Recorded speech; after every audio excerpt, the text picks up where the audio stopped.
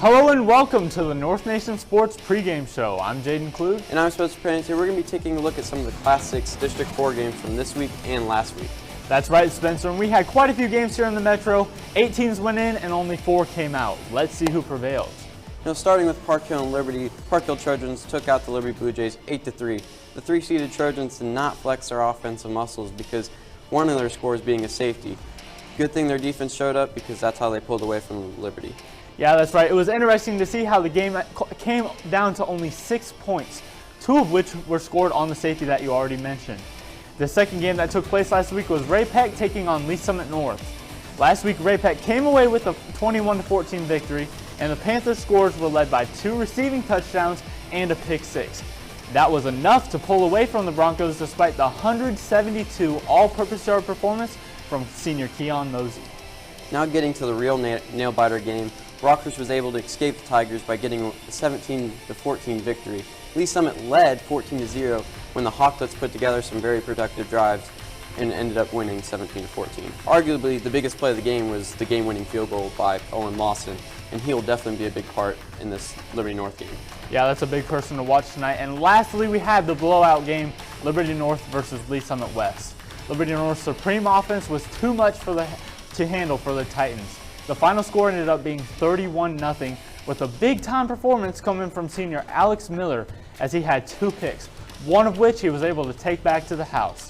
Liberty North quarterback Jake Van Dyne had over 200 yards and 2 passing touchdowns, while Sammy Cooper for Lee Summit West only had 9 completions and threw 2 picks.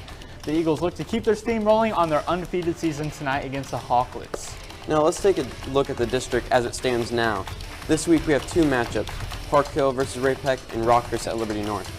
Starting off at Ray Peck, the number 2 seed Panthers will take on the number 3 seed Trojans to face off for a ticket for the district championship. The first game that they had in the year came down to the wire, Park Hill taking home the victory 13-10.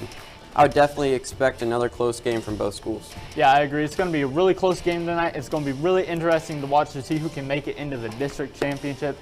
And lastly, we have the most debated game of the week, Liberty North versus Rockhurst. The number 1 seed Eagles look to continue their dominant season against the number 4 seed Hawklets. These 2 teams have never met in the past, but what a better way to start to play your inaugural game than in a win-or-go-home situation. This has been the most successful year for Coach Jones at Liberty North in his tenure, and the contrast for Coach Trevino at Rockhurst. This is the beginning of a new life and the end of an era. Liberty North will have an advantage with their tremendous run defense and 2 top-notch running backs in Zach Willingham Davis and Keyshawn Turner. But will this be enough to stop the Hawklets? It'll definitely be a great game to see both those running backs go to work, and no matter what happens, it'll be a great game to watch. I'm Spencer Pennington. And I'm Zach Klug. Thank you for tuning in. Now let's head to Trey and Cole on the field.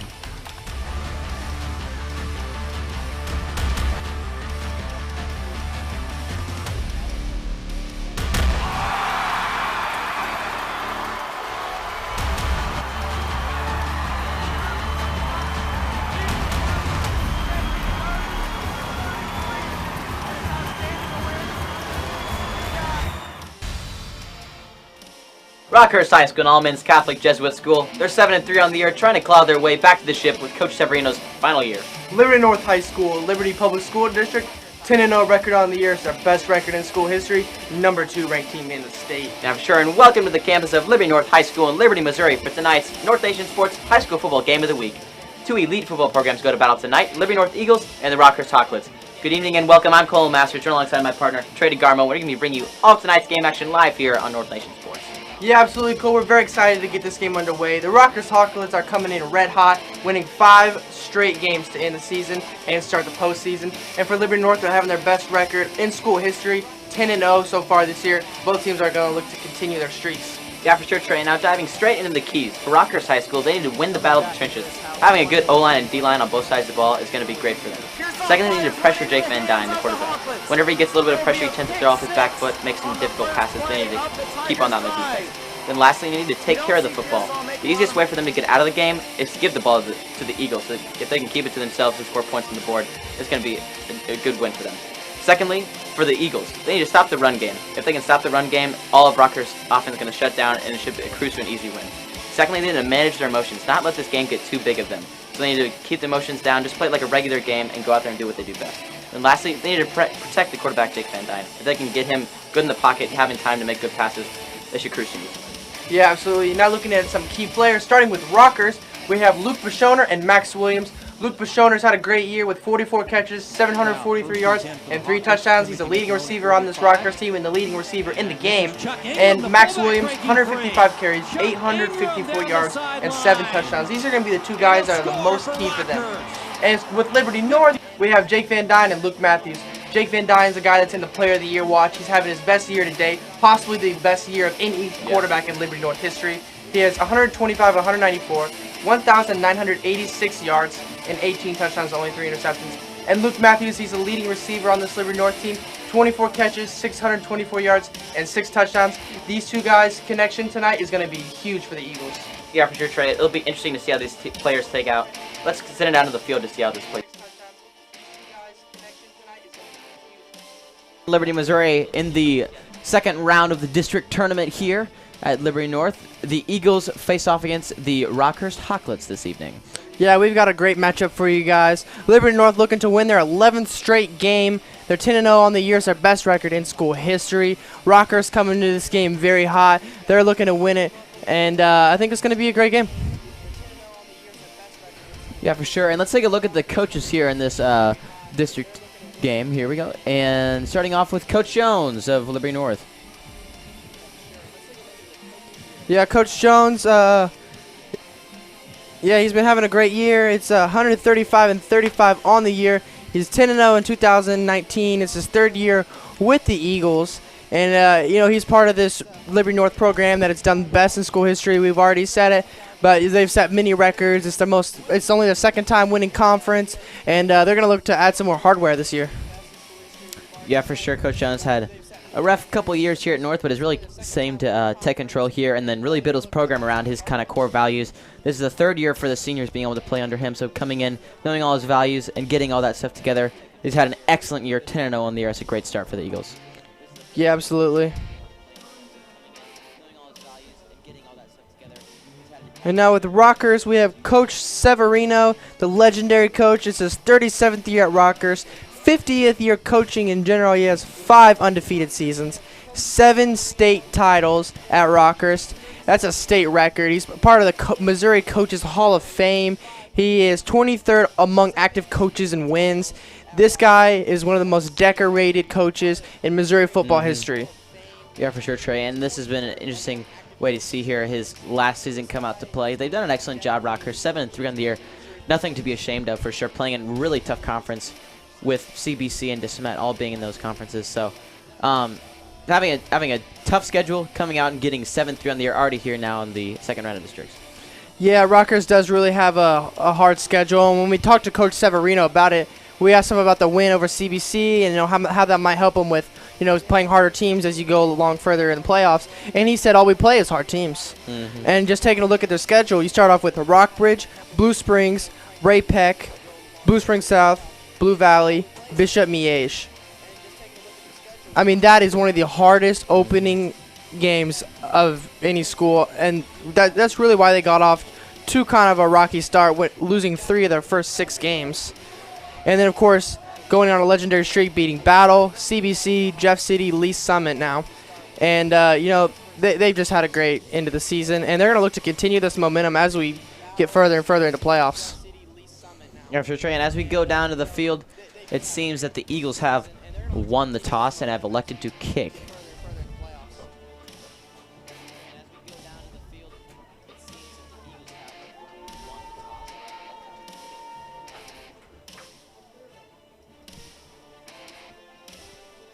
Yeah, and as we get this game underway here in Liberty, Missouri, the Eagles are really going to look to manage their emotions. We talked about it earlier, but they should not let the nerves get too hot. And, talking to Jake Van Dyne before the game, he said he's not nervous before games anymore because he knows that no matter what, the offense is going to be able to get something. It's a pick your poison with how well balanced their offense is. Almost the same amount of runs as passes.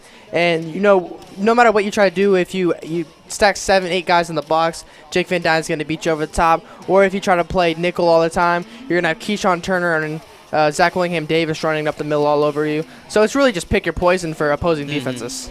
And excuse me, I said earlier that the Eagles elected to kick. They elected to receive, so they will receive the starting kickoff here.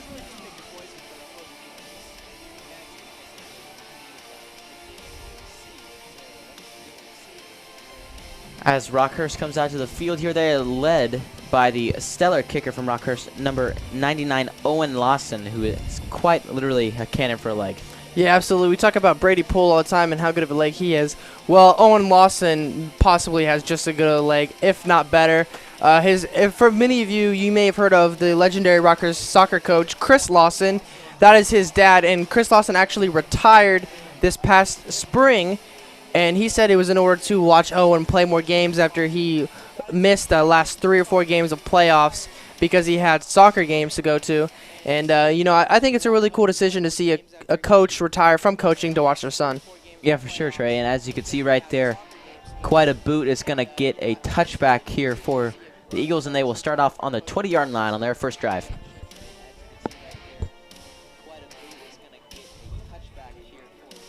Yeah, I expect the Eagles to really come out firing. Look for them to spread the ball out. The strength of this Rockhurst defense is going to be the front 7. You got Tommy Eccles and Tucker Atwood in the middle, number 39 and number 42.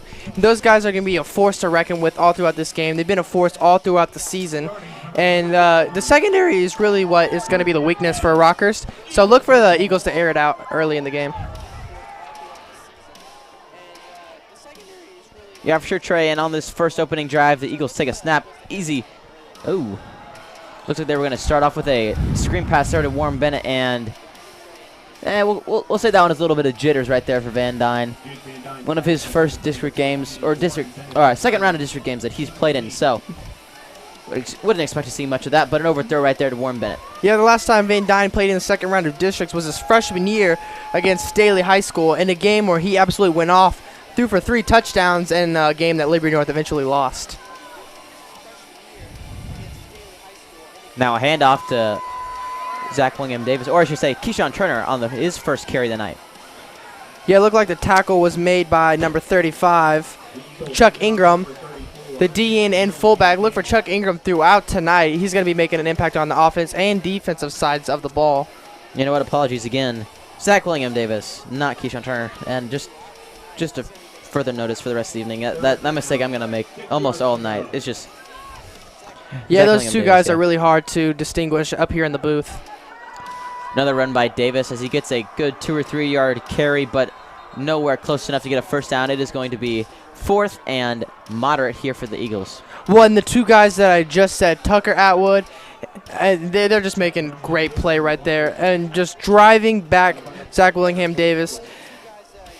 And there was really nothing he was able to do about it. I mean, as soon as you get the ball and you're getting driven back, that's Tommy Eccles and Tucker Atwood, the 2 second-team All-State linebackers from Rockhurst, 2 of the only 3 returning starters for Rockhurst. And now let's take a look at the Liberty North Eagles offense. You got Jake Van Dyne and Keyshawn Turner. You got the 3 wide receivers, Luke Matthews, Davis Rockhurst, and Warren Bennett III. Tyler Jeunesse will be at the halfback position. And Wyatt Newcomer, Will Angel, Shane Raines, and Alex Geyser, and Noel Rodriguez are manning an offensive line that has played extremely well this season. Yeah, and as we were missing that, Braden Presser on the punt right there. Not his best punt, I would say. About a net gain of about 20 yards. We're definitely looking for something a little bit better there, but it does give Rockhurst an opportunity to get their game underway.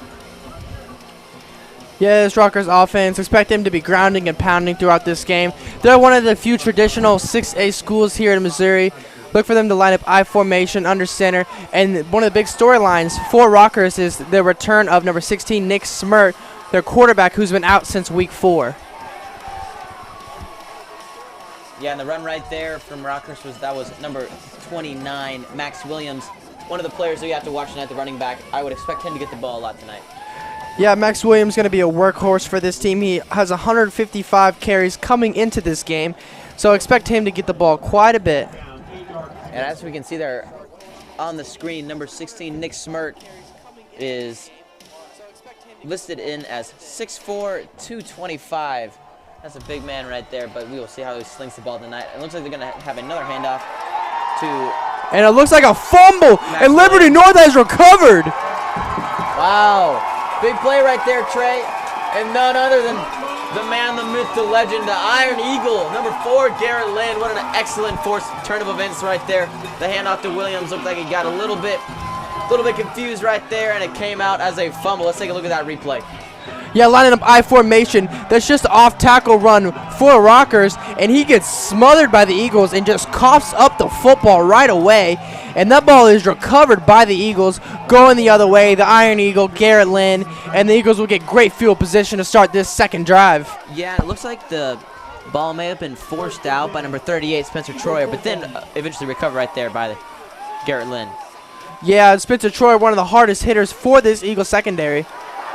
Good run right there from the Eagles. That's number 34, Zach William Davis. A good 10-yard run to come up just a tad short. 2nd and 1 here coming up from the 36-yard line. Yeah, it looked like the tackle was by number 20, Wilson Selzer, the linebacker, the 3rd leading tackler on this Rockhurst team. Like I talked about, the strength of Rockhurst, that front 7, they got 3 linebackers that can compete with the best of them.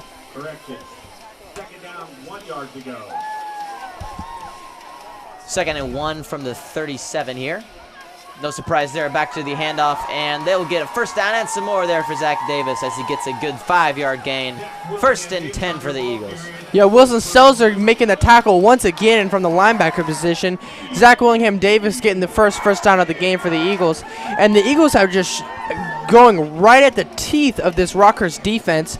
People often will say, well, stay away from their best players, but it seems like the Eagles are going right at them. Yeah, no surprise there, Trey. You expected a lot of run this game. Both teams have pretty good pass defense, so expect to run a lot. And no surprise there. 4 of the 5 plays so far for Liberty North have been runs. And there it goes again. Zach Davis takes the beating to the Rockhurst defender right there, getting a good 3 or 4 yard gain. Yeah, Zach Davis just getting absolutely stood up by this Rockhurst defense. It looked like the initial defender was number 87, Bo Sprague. Yeah, Zach Davis just getting absolutely stood up by this Rockhurst defense. It looked like the initial defender was number 87, Bo Sprague. And now let's look at the Rockhurst Hawklets starting defense. This is a group that is very well established throughout this year. They've played fantastic. Or maybe not.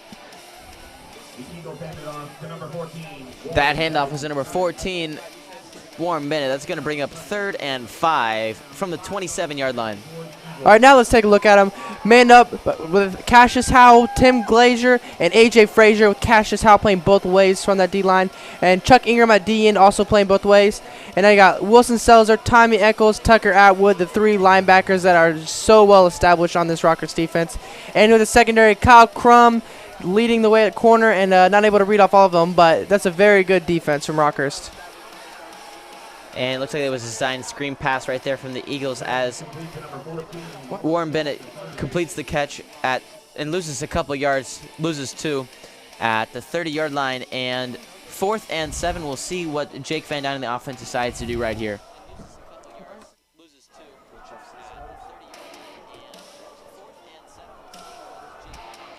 4th and 7. It looks like the Eagles are going to stay on the field. They're definitely in some 4-down territory right here. Blake Craig has done an excellent job in the past couple days, but first quarter, second possession, definitely going to try and get some 7 points on the board right here. I agree with this call. Be very aggressive to start, and I don't think Blake Craig quite has a leg to get it there. I like it. Van Dyne's got time, and time he has. 1st down for Liberty North, and the pass is complete to the man, the Iron Eagle, Garrett Lynn. Yeah, play action bootleg. You got Warren Bennett on the dart route, and Garrett Lynn coming over on the shallow cross, and Jake Van Dyne finds him, hits him in stride for about 15-yard gain and a 1st down for the Eagles. Yeah, you can see that was a pretty great shot right there from the end zone cam. Got that perfect angle for Garrett Lynn making that 1st down catch right there. 1st and 10 from the 20 for the Eagles on another handoff. This one going to, looks like that one's going to Zach William Davis. Yeah, something I get asked about a lot. It looks like Keyshawn Turner, Cole. I told you it's going to happen all night. Yeah, absolutely. And so a question I've been asked a lot is why are the Eagles going with Zach Willingham Davis to start the game and Keyshawn Turner actually ends up getting more carries? Well, I tell them is to keep Keyshawn Turner fresh. By the end of the game, if you can have 2 running backs with fresh legs and a defense that's been out there for the entire game, that's gonna be a complete advantage for the offense, and that's gonna make your running backs be able to have a great 4th quarter, which is the most important quarter. And another run by the Eagles right there, and it looks like They were stopped up for just about a 3-yard gain. It actually was a quarterback keeper right there from Jake Van Dyne, and he does get more yards than anticipated. Goes to 3rd and 1 from the 11-yard line. Yeah, it looked like a zone read from the Eagles. Jake Van Dyne just read the D end who was waiting. And let's take a look at Jake Van Dyne versus Brian Sharp. Jake Van Dyne, of course, being the highest, has the most yards in Liberty North history. And this is two guys that have been highly debated on who's the best quarterback in the 10-year history of Liberty North. And, take a look at the stats. Jake Van Dyne has more yards, but Brian Sharp has more touchdowns, also more interceptions. However, I think it's time to probably crown Jake Van Dyne as the best quarterback in Liberty North history. He has done an excellent job, even though Brian Sharp is a man of a man, if to say, playing right now in the minor league organization for the Mets. Excellent 3-sport athlete here at Liberty North in his tenure, but Jake Van Dyne has had an excellent career here at Liberty North, and he tends to cap that off with a couple more games here this season. Yeah, absolutely. And the thing about the stats for Brian Sharp is they're done. He can't play any more games. No, but sir. Jake Van Dyne, he still has at least one more game. And if things go the Eagles' way tonight, they'll have 2 more, and possibly even more than that if they win the district championship. So Jake Van Dyne has the opportunity to pad his stats, and I actually was able to talk to him about some of these records, and he said it really didn't bother him at all. He doesn't really care if he passes them in any stats. He's more focused about getting to state. And 2nd and goal from the 8-yard line here for the Eagles. Van Dyne from the gun takes the snap, and it's going to be a handoff to Zach Davis as he gets close to the end zone and comes up just short. 3rd and goal, I should say, from about the 3-yard line. It'll be a close one here, folks. 3rd and goal, just 4 minutes left here in the first quarter. Yeah, Keyshawn Turner getting the carry once again and going right up the middle. He had a big hole. You heard some fans started to cheer. They think he might get in, and he was eventually stopped short, and that'll bring up 3rd down and goal for the Eagles.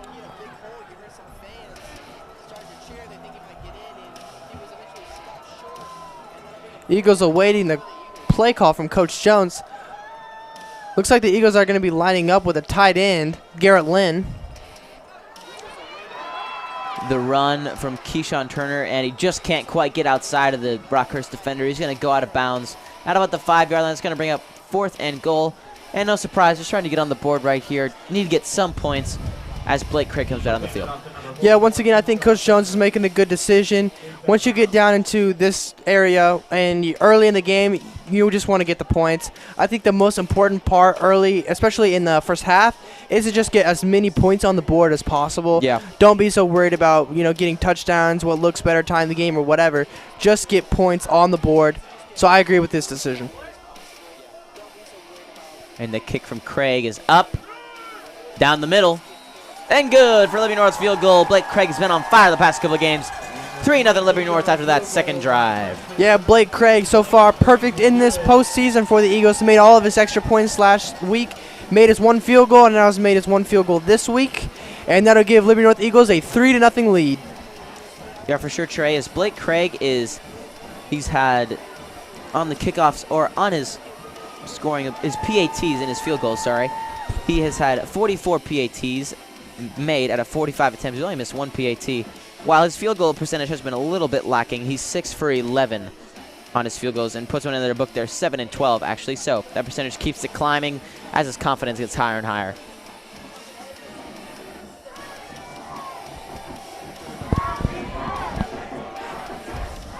And the atmosphere here at Liberty North High School is raving. The Eagles doing their EAGLES chant, the fight song. Rockhurst Hawklets showing out as well with one of the fullest away sections that we've seen all year. In a long time, yeah. No surprise there, though. Rockhurst being an all-men's school, definitely going to be showing out for this manly football game. Yeah, absolutely. And it looks like Lawson went a little bit of a pooch kick on that one as... Oh, my bad.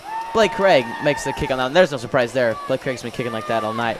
Yeah. Or all season, I should say. And the Hawklets return that ball to about the 30-yard line.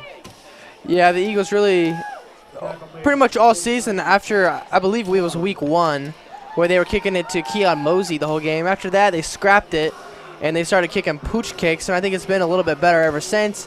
And there was another kickoff return for a touchdown later in the season, and they redesigned their kickoff team once again. So special teams has really been a work in progress all year for the Eagles. And for the past 4 or 5 weeks, I think special teams has really been one of the strengths of the Eagles, making them a really well-rounded team.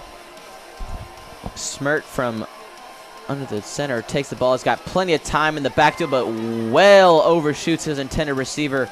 Looks like that was intended for number 11, Luke Bishoner. Yeah, Luke Bishoner running a post down the middle of the field, right into the teeth of this Liberty North secondary. It looked like Braden Snyder was on one of the Eagles on the coverage.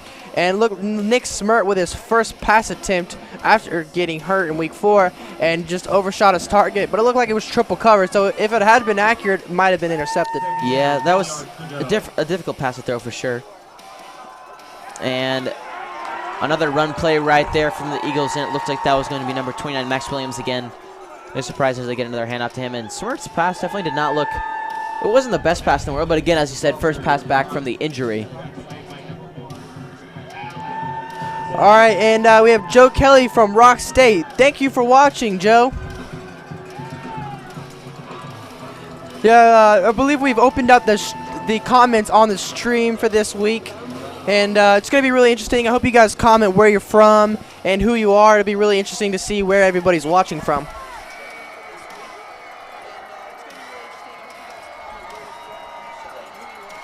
All right. Smirt rolls out to the right, and he's got a swarm of Eagles on him, and he decides to throw it just out of bounds. 4th and 9 coming up for the Rockhurst Hoglets. All right, now looking at the Rockhurst offense, we have Nick Smirt, Bo Sprague, and a whole host of guys that man this Rockhurst offense.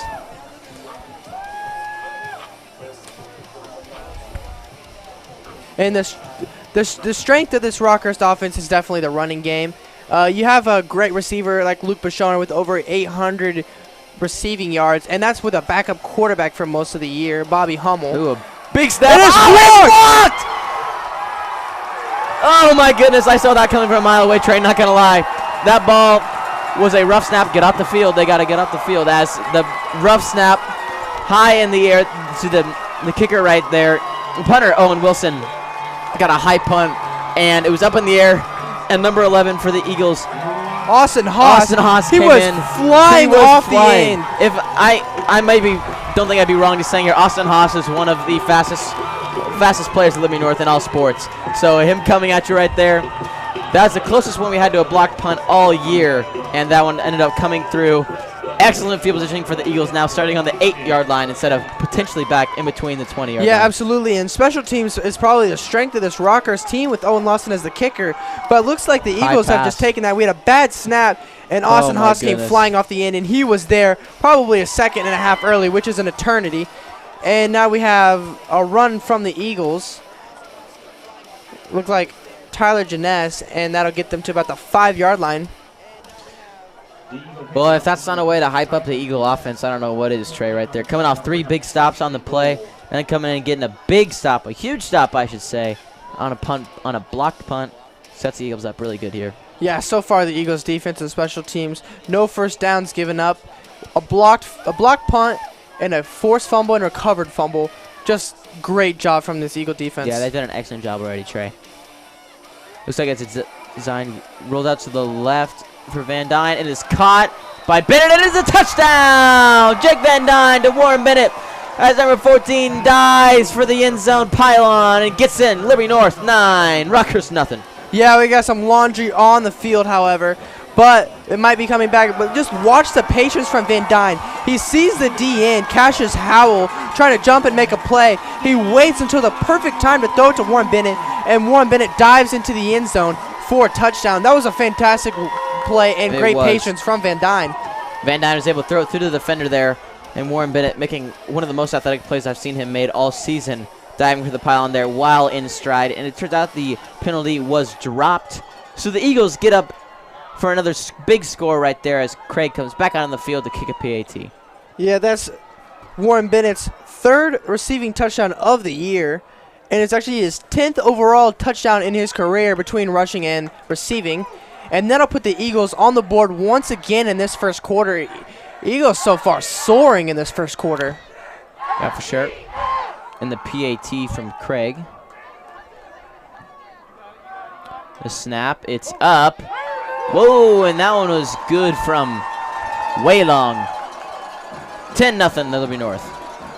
And we see this Eagles team getting very hyped up. Last week had a very slow start against Lee Summit West. It took a pick 6 from Alex Miller to really get this team going. But so far in this game, it looks like the Eagles are coming out, and they're already on top 10-0. And another shout out got Dominique from Hog City. Thanks for watching, Dominique. Yeah, we got fans from all over the nation. Seems like Hawk City, I can only assume, means Arkansas. Razorbacks, maybe Fayetteville. Possibly. Assume, Maybe Little Rock. Possibly. You never know. I guess we're only making an assumption at this point. But continuing on what you're saying, Trey, is Liberty North has definitely gotten right after it in this game right here. Yeah, and it was going to take Rockhurst executing on all phases to beat this team. I think of all the great things that the Liberty North Eagles do, I think the best thing is just how well-rounded they are. And in order to beat them, I think the formula to beat them is that you have to beat them on all sides of the ball. And so far, the Eagles are winning all 3 phases. And that's why you see a 10-0 score with a minute and a half left to go in the first quarter. Yeah, and one thing that I think we overlooked there just a touch is Warren Bennett only has 3 receiving touchdowns on the year, which seems like none. Like, I've seen how many big plays he's had all year. Just all of them seem like right in front of the end zone, but he's definitely done his due here for Liberty North. Yeah, absolutely.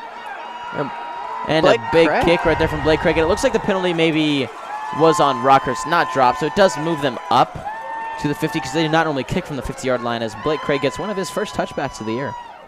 Yeah, I'm not sure exactly what the penalty was, but it did move them up, and Blake Craig getting one of his first touchbacks of the year.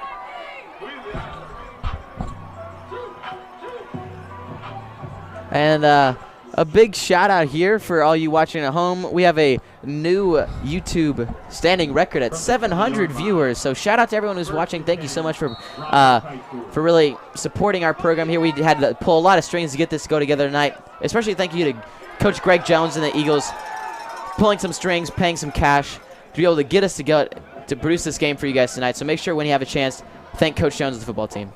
Yeah, absolutely. And another shout out, we got Chad from Iraq. All right, Chad. And number 18, Justice Braden making the tackle to D-end and really made a nice tackle on the outside, running down the running back. And that's something that you're going to look for a lot in D-ends is how athletic are you? Can you tackle a running back that's running a toss sweep or just running outside the tackles? Smirt was getting completely surrounded by Eagles. It looks like the offense was, or the defense was led right there by number 1, Alex Miller, player of the game last week, and that ball was thrown away. 3rd and 10 here for the Hawkins again. Definitely need to get something going. Yeah, pass was intended for number 35, Chuck Ingram on the out route, and there wasn't really anything that Smirt could do. He had to get the ball out of his hands and not able to make an accurate throw, and that was a very hard throw, by the way. And, that especially made harder when you have, 4 Eagle defenders in your face. And they have a 3rd down and 10. This Rockhurst offense needs to find their footing quickly. Yeah, for sure. Haven't made hardly any offensive gains in this first half. First drive starting on the 50. Incomplete pass right there. Got hardly any yards on that first drive. The second drive, 3 and out. And then look at this third drive. 3 and out as well. I think they... Yeah, the tight end, Cassius Howell, number 82, intended target, also with DN. Look for him throughout this game. And he didn't really even have a chance to make a play on it. He had 2 Eagles in the area. And that'll bring up 4th down for Rockhurst. And once again, Rockhurst having to punt. Yeah, I honestly wouldn't be surprised here if Rockhurst offense wouldn't be less than 10 yards of offense so far this entire first quarter. Yeah, absolutely. And as the punter Owen Lawson comes out on the field, let's take a look at one of our sponsors here at MSHSAA. Tonight's game is not only a competitive contest between these 2 schools, but it's also an educational experience for the students involved. Because high school activities are about learning life values, your friends at Liberty North High School and the Missouri State High School Activities Association remind everyone to do their part in keeping our hometown sports a positive experience for everyone. When you attend your next game, do your part to help rekindle the spirit of citizenship by showing good sportsmanship. You'll be teaching a positive lesson, and you'll be preserving a proud tradition in the state of Missouri. Yeah, and just got the stats. Rockhurst has 2 total yards on their first 3 drives. Hey, it all starts with 1, Trey, and in some cases 2, so... They got to get right after it. Well, good news from Rockhurst, you can pretty much only go up from here. Well, you say that now until a potential sack comes down. Sure enough, they got negative yards. And as we were missing that there, Zach Davis gets a good handoff right there. Going to gain about 3 or 4 yards. Going to bring up 2nd and 6 from the 40-yard line.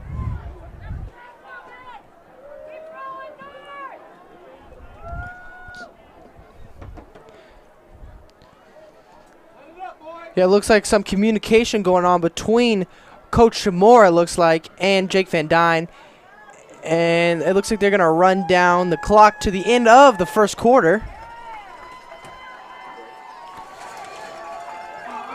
And it has been a well-played game so far for the Eagles. It is 10-0, the Eagles over Rockhurst Hocklets. Let's take it to a quick break.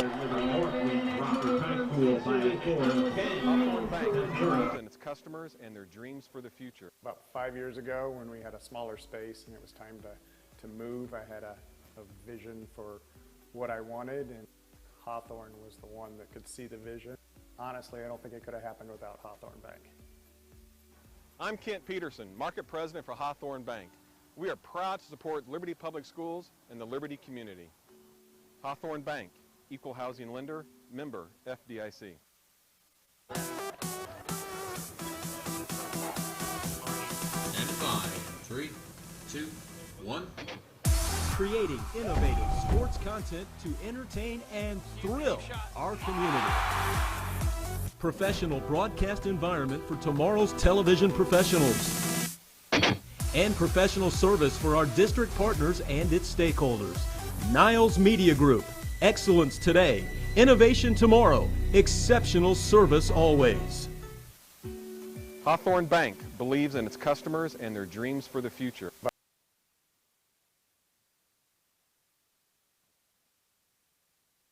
Here in Liberty, Missouri. The start of the second quarter here as the Eagles are up 10-0. The play we missed there right there. Just got a 2-yard gain right there. And let's get a quick shout out to the cross-country team in St. Louis, or actually I should say in Columbia, Missouri, for their state runs tomorrow. They're at Olive Garden watching the game. And a good pass right there from Jake Van Dyne to Warren Bennett. Almost a 20-yard gain right there for Warren Bennett as an excellent catcher there, getting a first down. Yeah, the Eagles offense, what makes them so potent is just the amount of playmakers. And you just count it out. You got Warren Bennett, Luke Matthews, Zach Willingham Davis, Tyler Janess, Garrett Lynn, Keyshawn Turner. That's 6 guys, all with over 100 all-purpose yards, all with a touchdown or 2. And, I don't really know how you game plan for that. Honestly, Trey, it's almost a little bit unfair. It's like playing, not to hype it up, but like the Madden All-Star team. Like, you can't really do much. They got so many players, you don't know what to double cover or even cover at all. I mean, obviously they're not going to be out on the field all at the same time. But with a depth chart like that, you can have them come in periodically and always have those fresh legs. While with maybe the likes of the Hocklets, they have 29. Max Williams playing that whole game, or maybe number 11, Luke Bishoner, playing that whole game. Having those ability to get fresh legs is huge for the Eagles. And a run right there from Keyshawn Turner is going to be a loss of 3 yards. It's going to bring up 2nd and 13 just inside Hocklet territory. Yeah, one of the few loss of yards for the Eagles so far. And looks like they're going to come out spreading out the field on this 2nd down.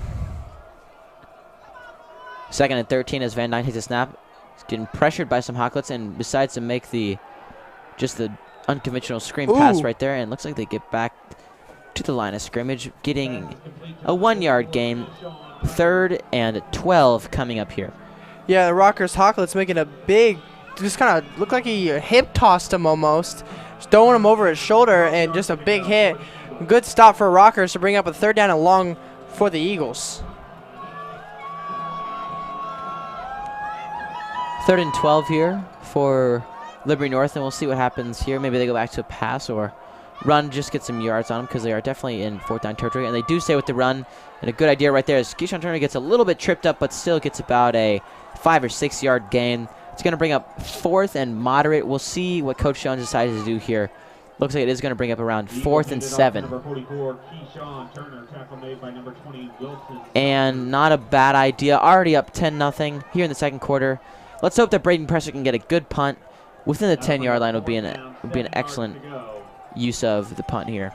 Yeah, and looking at a score here on Preps KC. Staley currently losing to Oak Park 7-6 at the start of the second quarter. Interesting game over there. I know both programs pretty good. Staley should be the ones. Staley is the on seed. paper who should win that game, but you never know what happens over there in North Kansas City. Yeah, Oak Park, of course, coming off a win against St. Joe Central. Those are the only two teams that played in that Class 5 District 8 last week, and that's a 5-team district. And another shout-out, we have a Mr. Robin Tennant from Atlanta, Georgia, kicker from Rockhurst aunt. Yeah, so Owen Lawson's aunt, Robin Tennant, thank you for tuning in tonight. Yeah, I just read straight off of it. But yeah, Owen Lawson's aunt, thank you for watching. Thank all of you guys for watching. Yeah, and we have a timeout there taken by the Eagles as they head back out on the field now. I would not be surprised if they continue to have the conventional punt, but you know, Coach Jones he's got some tricks up his sleeve every once in a while. We saw it a couple weeks ago with we saw a fake punt against Lee's Summit West decided to do a fake punt last week, and it did not really go their way. But I would not assume a fake punt will be coming our way here with 8.5 minutes left in this first half.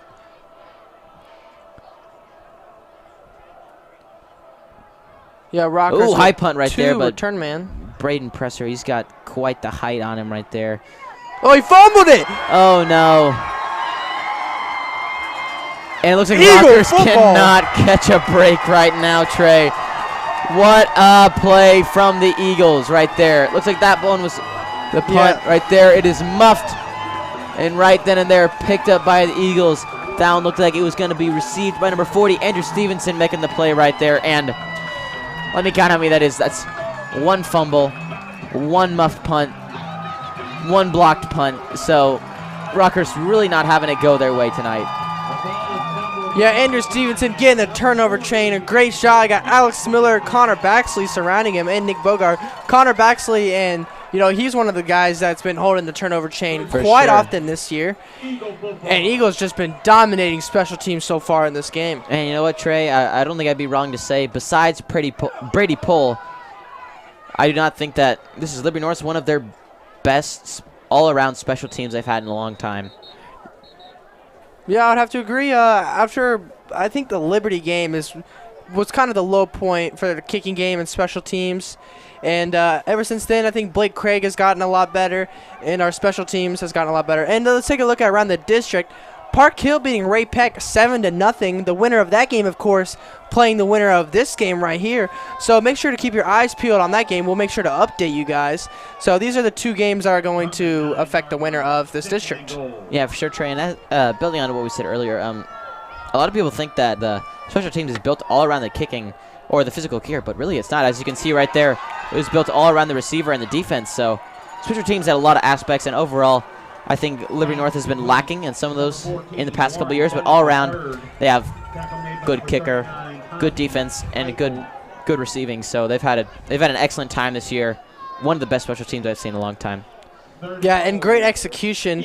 The Eagles, of course, going with the pooch kicks a lot, which a lot of people turned question. Out really well for them so far. Yeah, it's really turned out to be a really smart coaching decision from Coach Jones and Coach Kraus, the special teams coordinator at Liberty North. I think one of their keys, what they're doing right there, is they put some speedy guys up at the line, and when they do that pooch kick, the defense is already right there to get the ball. And it looks like Jake Van Dyne is going to roll out to the right side, and touchdown, Liberty North High School. And it was just another play-action bootleg. You got Luke Matthews and Tyler Janess running almost back-to-back. And Jake Van Dyne just following him until he finds one of them that he likes, until they actually get some separation from each other. And touchdown, Liberty North. Liberty North just can't give them enough credit right now. Up 16-0, pending an extra point. Wow. Yeah, that definitely came out. And honestly, no, they've done an excellent job so far in the passing game, which I really didn't expect them to have so much successes. Rockhurst has had really good pass defense in the past, but they've also been doing it on all cylinders, passing, running, and on special teams. So they've done an excellent job, and that one is good from Blake Craig, his third good kick of the night, and that brings up a 17-0 point lead for the Eagles. Well, so far, Liberty North has outscored opponents 48-0 in the playoffs. That's almost 6 quarters now. That's a lot of scores to a lot of none scores right there, Trey. Yeah, I'm a little bit speechless to tell you the truth, Cole. Yeah, for sure. That's 8. They're averaging 8 points a quarter, just to none points a quarter. And with those kind of numbers right there, you're almost guaranteed to win. Special thanks to Niles Media Group, who has been sponsoring our game this evening, supporting educational broadcast excellence in our community, and someone who works for Niles Media Group, Jeff Nold, and the whole crew over at Niles, John Dennison, John Sprugel, Neil Harwell, Jeff, our representative, Tina DeGarmo working with sports marketing. A huge thank you from the Liberty North High School to Niles Media Group. Thank you, guys. And the kick from Craig, no surprise there, kicks it out to the 30, and it calls a fair catch. Interesting tactic right there. Gives them an extra 6 yards, or an extra 10 yards, I should say, from a touchback. So Hawklets cut their losses there, just need to get the football on their side of the field for a change. Yeah, it looked like number 15, Griffin Lanning, and interesting decision to go with Zach Klug coming off the field right there, number 43. Yeah, interesting decision to go with the fair catch. He had his back turned for a second, so I think that might have made him a little bit nervous, and he wanted to make sure that he wasn't going to have an eagle right on his back as soon as he caught it. First and 10 from the Hawklet 32.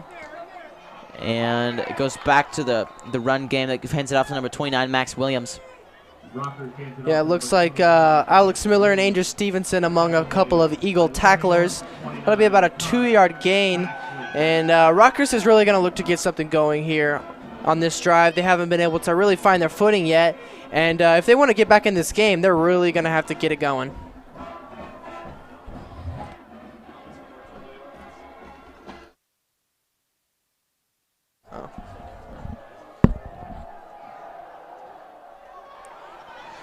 And the pass right there from Rockhurst intended receiver John Welsh makes the catch right there for the Hawklets. Or, excuse me, Teddy O'Neill making the catch right there. Brandon O'Neill on the tackle, going to bring up 3rd and short for the Hawklets. And I could say right here they've already tripled their yardage on this drive. Just getting 8 yards. 3rd and 2. Yeah, so far on this drive, looking a little bit better, but you have a big opportunity to convert on 3rd down. We'll see what they do. Oh, and that one's just eaten up by the Eagle defense. He could have seen that one coming from a mile away, I guess. And Nick Smirt not very happy, as you can see him walking off the field right there. And that's going to bring up 4th down and relatively short. 4th and 3 coming up here, and I would not be surprised if Rockhurst tries to go for it here. 17-0. Down 17-0 with 5.5 minutes left. It'll be interesting to see. Yeah, traditional style offense from Rockhurst and I formation, just lining it up, running 32 belly, one of the oldest plays in the playbook, and they have a fullback that can really run it, but not able to get anything on that one. 4th and 3, big play here from Rockhurst. He goes back to the pass, and that ball is completed for a Rockhurst 1st down. Yeah, it looked like number 82, Cassius Howell, running a hitch route, and number 20, Brennan O'Neill on the coverage, and that would be the first down of the game for Rockhurst. Rockhurst picks up a 1st down. And I think this is absolutely a huge statement drive for the Eagles defense. If they can continuously just dominate the Rockhurst offensive line and dominate on this with the secondary with great coverage, it's really going to show Rockhurst that, you know, they're here to stay and they're going to continue to dominate them. Smirt had plenty of time on that one, and it showed as Luke Bishoner was wide open and gets an 11-yard gain. Going to bring up a 1st down for Rockhurst as they move into Liberty North territory for the first time tonight. 1st and 10 from the Eagle 43-yard line. Yeah, Rockhurst finally getting some momentum. Luke Bishoner making a play and a 1st down on that one. Nick Smirt looks like he's finally getting in a rhythm. I think one of the keys for the Eagles in this game is if they're able to not let Smirt get in a rhythm, they're going to have a great chance in this game because it's going to make Rockhurst one-dimensional. And the Smirt again, plenty of time, throws off his back shoulder, and almost picked right there from the Eagles. That would have been another turnover right there. And it looks like Number 38, Spencer Troyer. Spencer Troyer had the opportunity to make the pick right there. Was jarred up there by the Hocklet wide receivers. We can look at the, oh, maybe not a replay of that, but 2nd and 10 as Smirt threw off his back shoulder right there. Not surprised that it came up short on the target, as when you throw off your back leg like that, you lose all your power and momentum from the bottom of your body, that core in your legs right there, and it's going to come up short. It's going to be all arm, especially throwing relatively into the wind here. Coming up short right there, and it's going to be up 2nd and 10. Yeah, and Luke Bashana did a great job of acting like a defensive back, making a play on the ball to make sure it wasn't intercepted. You go to a pitch right there to Max Williams, and again eaten up by the Eagles defense. And why do you say so myself, Trey? Liberty North has one of the best run defenses we've seen all year, from the likes of Park Hill and the high names like Lee Summit West, and even we saw a little bit of Ray Peck there in that scrimmage game in the beginning of the year. And Liberty North's run defense has by far been superior. Yeah, absolutely. And just a little toss sweep to Max Williams, and he was stopped behind the line of scrimmage. And this Eagles defense, they're pretty much going to run a 3-man front and 3 linebackers the entire game. The only time they'll really bring another lineman up is they'll take a linebacker and put him on the defensive line whenever there's a tight end. So really, the Eagles aren't stacking the box. It's not because they have a lot of guys in there. It's just because the guys that they do have in there are really just that good. And it looks like Rockhurst High School is going to take a timeout here. Not a bad idea. It looks like we have about 4 minutes left here in this first half. Going to take their first time out of the night.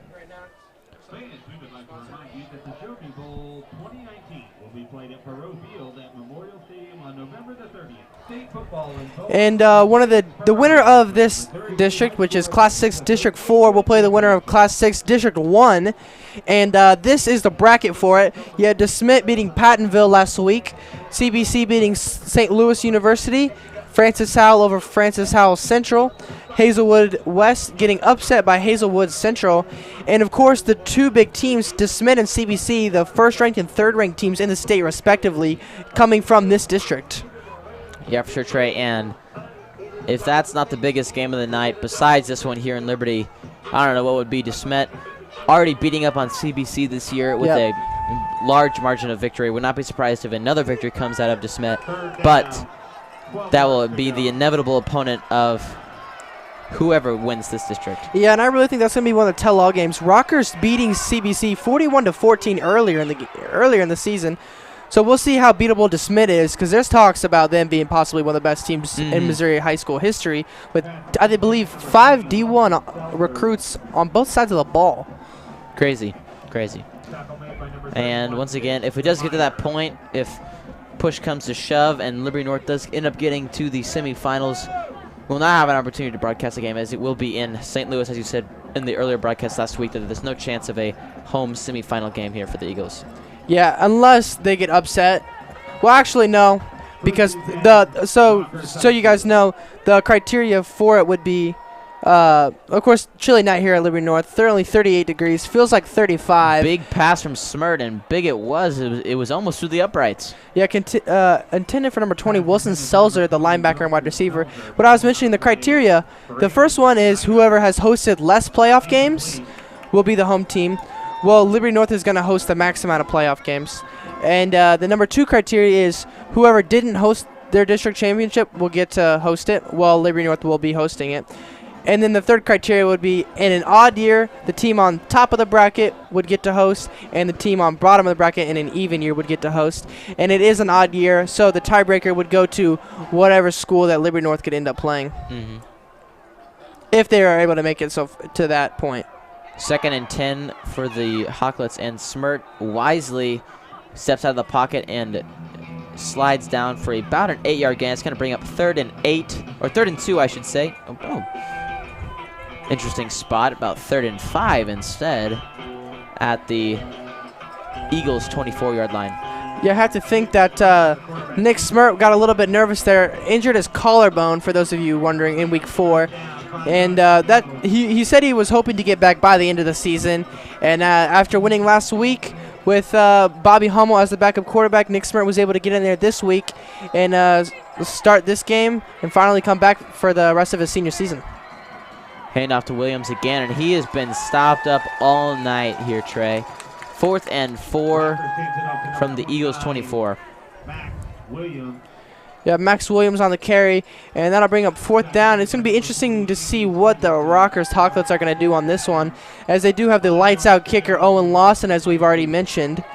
Yeah, and Trey, as the clock starts to tick down for him here in the first half, minute 30 left until that clock hits 0, and no surprise here, really trying to go for that all, because if they're not going to be able to get a score here, definitely not going to be set up for success. Smirt has plenty of time, but gets met by whoa. Wow, creative play right there from Nick Smirt. And that takes a lot of awareness right there.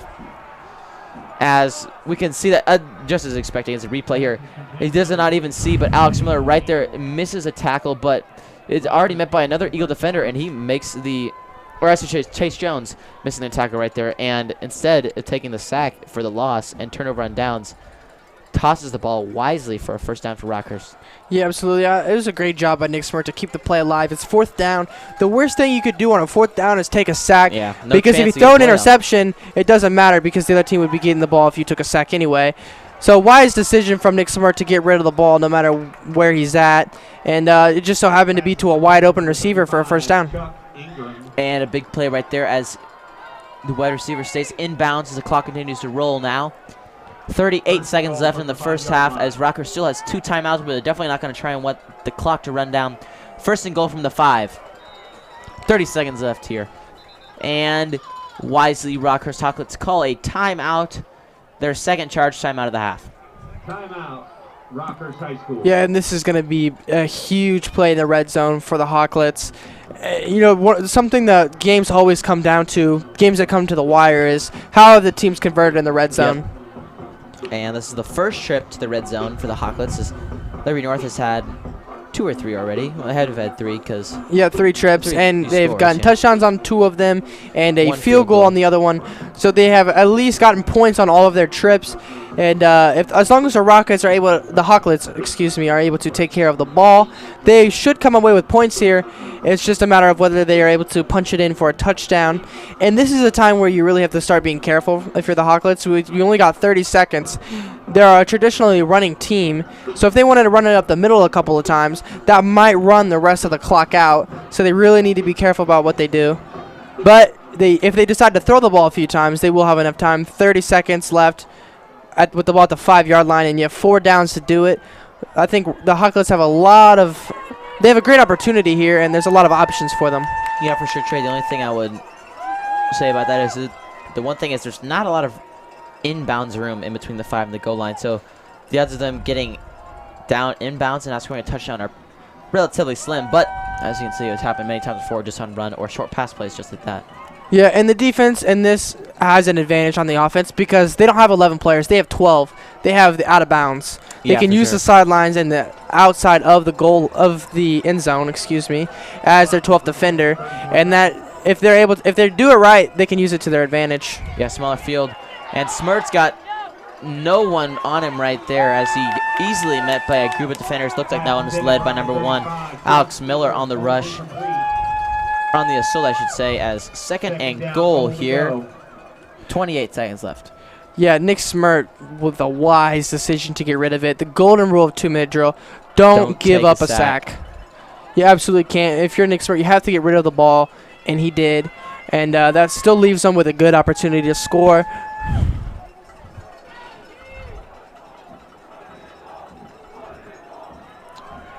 And as the clock runs down here, we don't even mention this, the Excel clock is now at 5 seconds. A delay of game would definitely be hard here, but Smirt gets it off in time, and he's got the one-on-one coverage that he wants. And it is caught for a Rockhurst touchdown.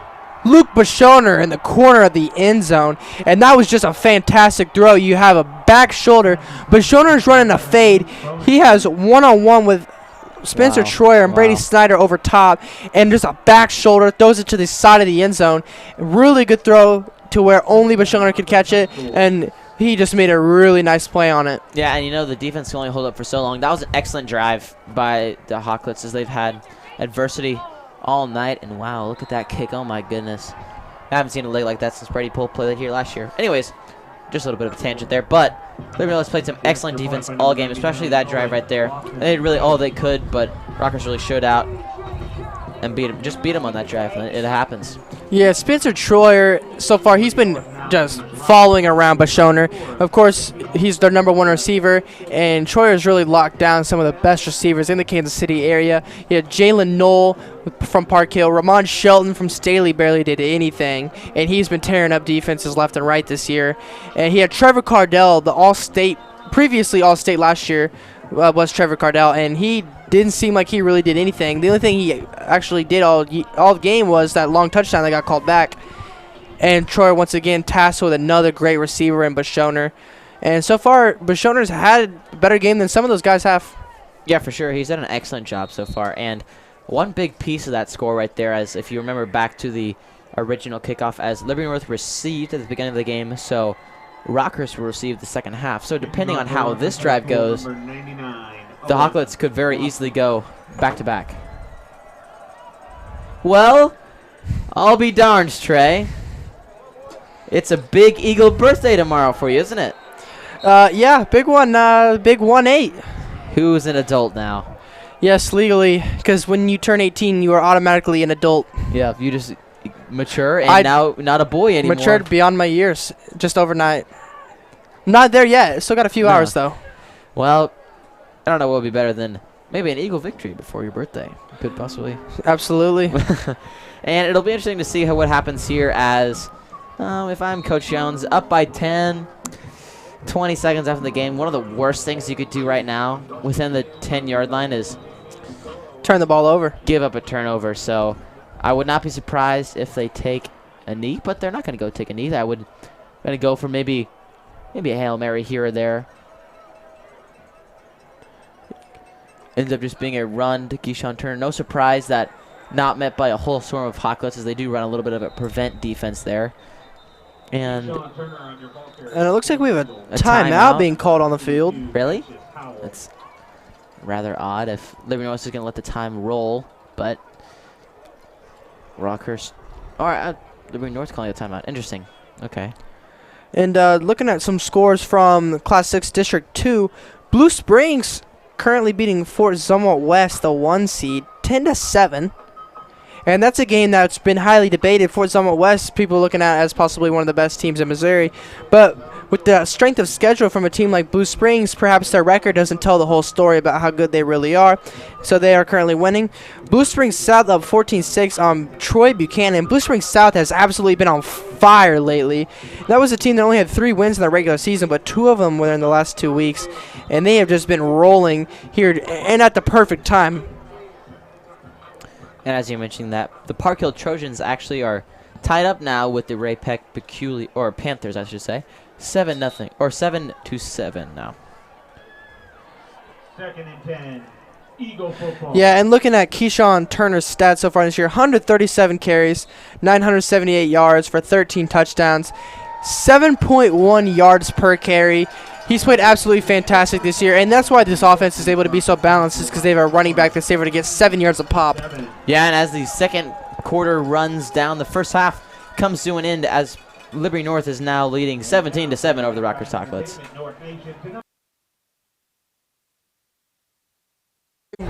Fixing to come down to the line. Van Dyne sits back in the pocket and finds wide open Tyler Janess over the middle of the field. Gets a good block there from the leading receiver, 85. Luke Matthews is going to get all the way down to within the red zone. My name is Jake Van Dyne. I'm a senior at Liberty North High School and I play quarterback. I've been playing football for I think about 16 years maybe. Just kind of always been my thing.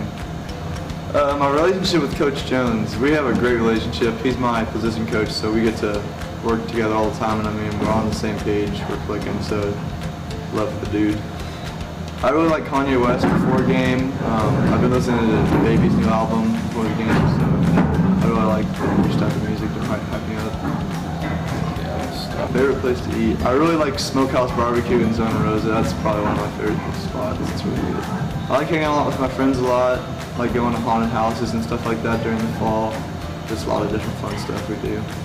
I like social studies, my favorite school subject. I just like learning about history. I would probably say favorite memory was my first start freshman year against Truman.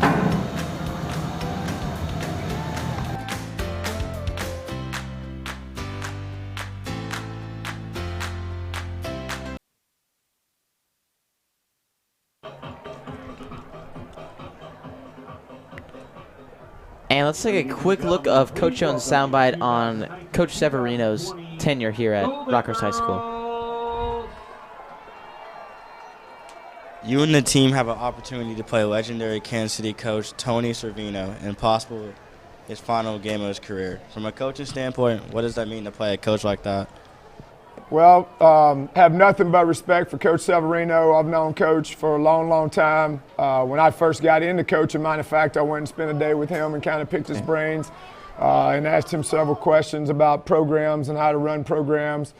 He's a great man, has meant a ton of things to all coaches in Kansas City. At the same time, with that being said, we want to win the game Friday night. Yeah, after that interview with Coach Jones, let's take a look at a quick video about Coach Severino over at Rockhurst. We were driving down State Line 50 years ago, and I told my wife if we ever have sons, that's where I want them to go to school. Coach Severino has been the football coach at Rockhurst High School for the past 37 years. After 35 playoff games and 7 state championships, he has made the decision to leave this place he's called home. He's a great mentor. He's really taught me a lot, both on the field and off the field. Coach Severino has been honored in many ways over the years, but most recently, Rockhurst High showed his impact by renaming the field in his honor.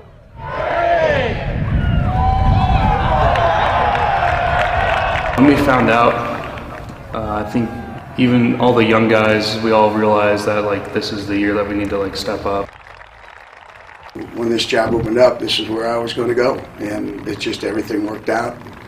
I've had chances to leave, but it's home, and this is where I was going to end my career.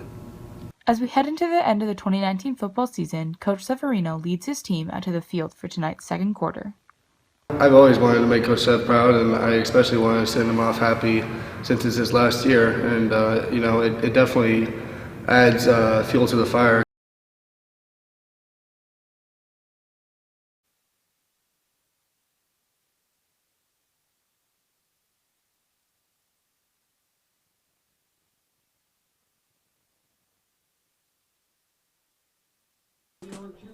What?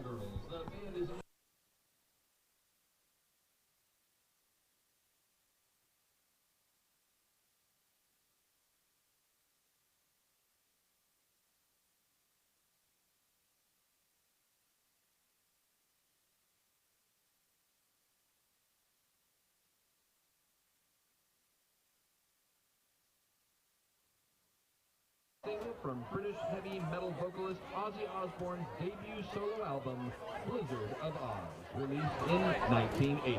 This is Crazy Train.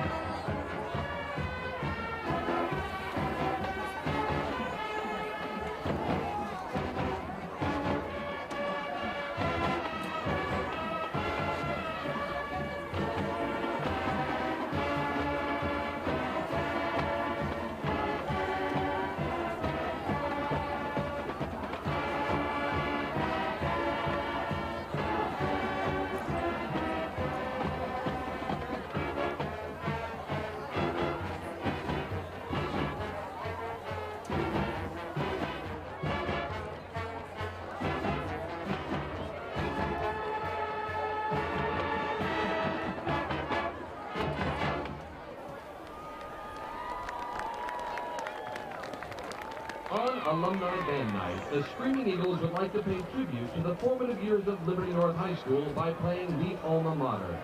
Guest drum major tonight is Dr. Martin Jacobs, principal at Liberty North from 2010 to 2019. Dr. Jacobs, the field is yours.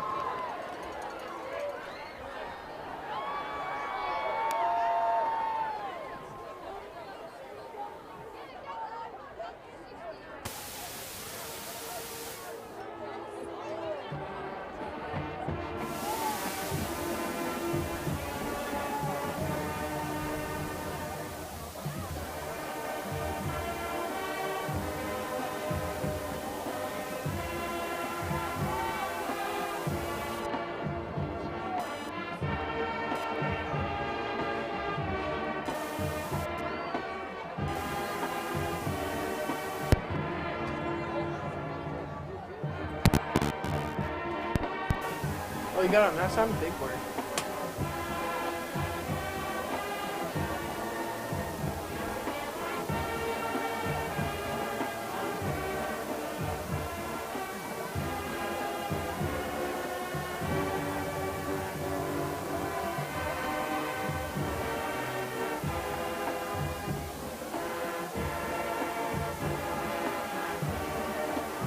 And welcome back to Liberty North High School here as the Eagles are up 17-7 over the Hawklets, and as we see the Liberty North Screaming Marching Band with an honorary director being former principal Dr. Martin Jacobs right there. You can tell he's just having an outstanding time.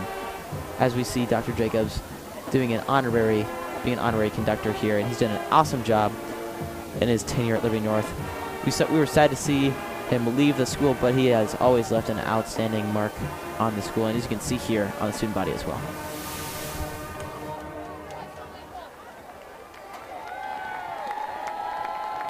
Thank you, Dr. Jacobs.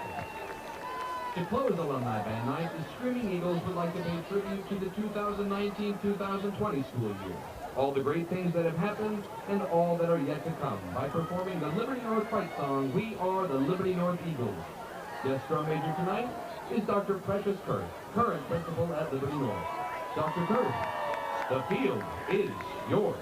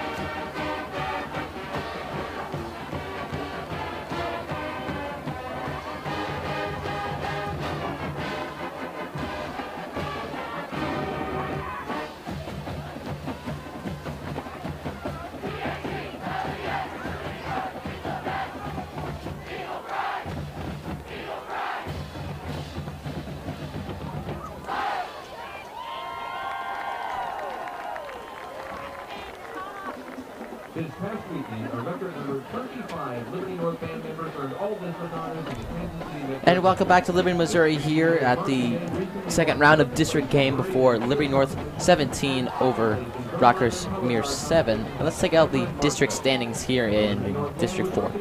Yeah, Park Hill currently leading Ray Peck 14-7, and as you guys are watching right now, Liberty North up 17-7 on Rockhurst. The Park Hill Ray Peck game is probably one of the most interesting and highly debated games in Kansas City today, along with maybe North Kansas City, Park Hill South. But with Park Hill and Ray Peck, it's just kind of a surprise to see how many points are being put up in the first half. And you guys may think, okay, 21 points, that's not that much. But with some of the past few games from Park Hill, they won 8-0 last week. The previous game against Ray Peck when Park Hill beat them was 13-10. So that game already higher scoring than the previous one. Yeah, interesting to see, especially 21 points. You said it doesn't seem like a lot, but knowing that Park Hill's already scored 2 off Ray Peck's defense, Park Hill being number 3 seed, it's been an interesting game for sure. And as we see, or Park Hill is 2 seed, my bad, Ray Peck the 3 seed. As we see, Liberty North student section there as we go into the replays here in this first half. Yeah, Liberty North just dominating. And here's some stats for Jake Van Dyne. 6 of 7, which is 85% completion rate. He's been very efficient so far in this game, as he's also been throughout the season. 2 touchdowns, no interceptions. And this makes his 20th touchdown of the season. And he only has 3 interceptions, a 20-3 touchdown to interception ratio on the season for Jake Van Dyne, which is just ridiculous. And just really one of the best seasons in Liberty North history for Jake Van Dyne. And, you know, here we see the first touchdown of the game, or excuse me, the second touchdown of the game, Tyler Janess.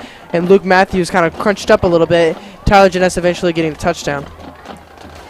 And, yeah, as you can tell right there, 20 touchdowns to 3 picks. And do the math right there, about 7 touchdowns for every single interception Jake throws. And that's a pretty good ratio right there. 7 touchdowns. Counting in the extra point, that's 49 points to 1 interception, so that's definitely going to set you up for success. Yeah, absolutely. And 20 touchdowns, of course, being the record for most touchdowns in a season, with Brian Sharp having 16 in his best, Garrett Lowe having 16 in his best, the two of the most decorated Eagle quarterbacks so far, and Jake Van Dyne, of course, breaking the record a couple games ago. And it's just been one of the best seasons we've ever seen from a Liberty North quarterback. And he's in a season where Jake Van Dyne possibly has the best career, and he's having the best season so far this year, and it's still going. Yeah, and it is interesting enough to mention that Brian Sharp did get two consecutive years twice. Of 16 passing touchdowns, but still not enough to pass up Jake Van Dyne's 20. Yeah, absolutely. And, I mean, Van Dyne, of course, having 14 touchdowns last year, so not too shabby himself. And Van Dyne threw only 5 interceptions last year, which obviously that's very good as well. So this is a kid that does not throw too many interceptions.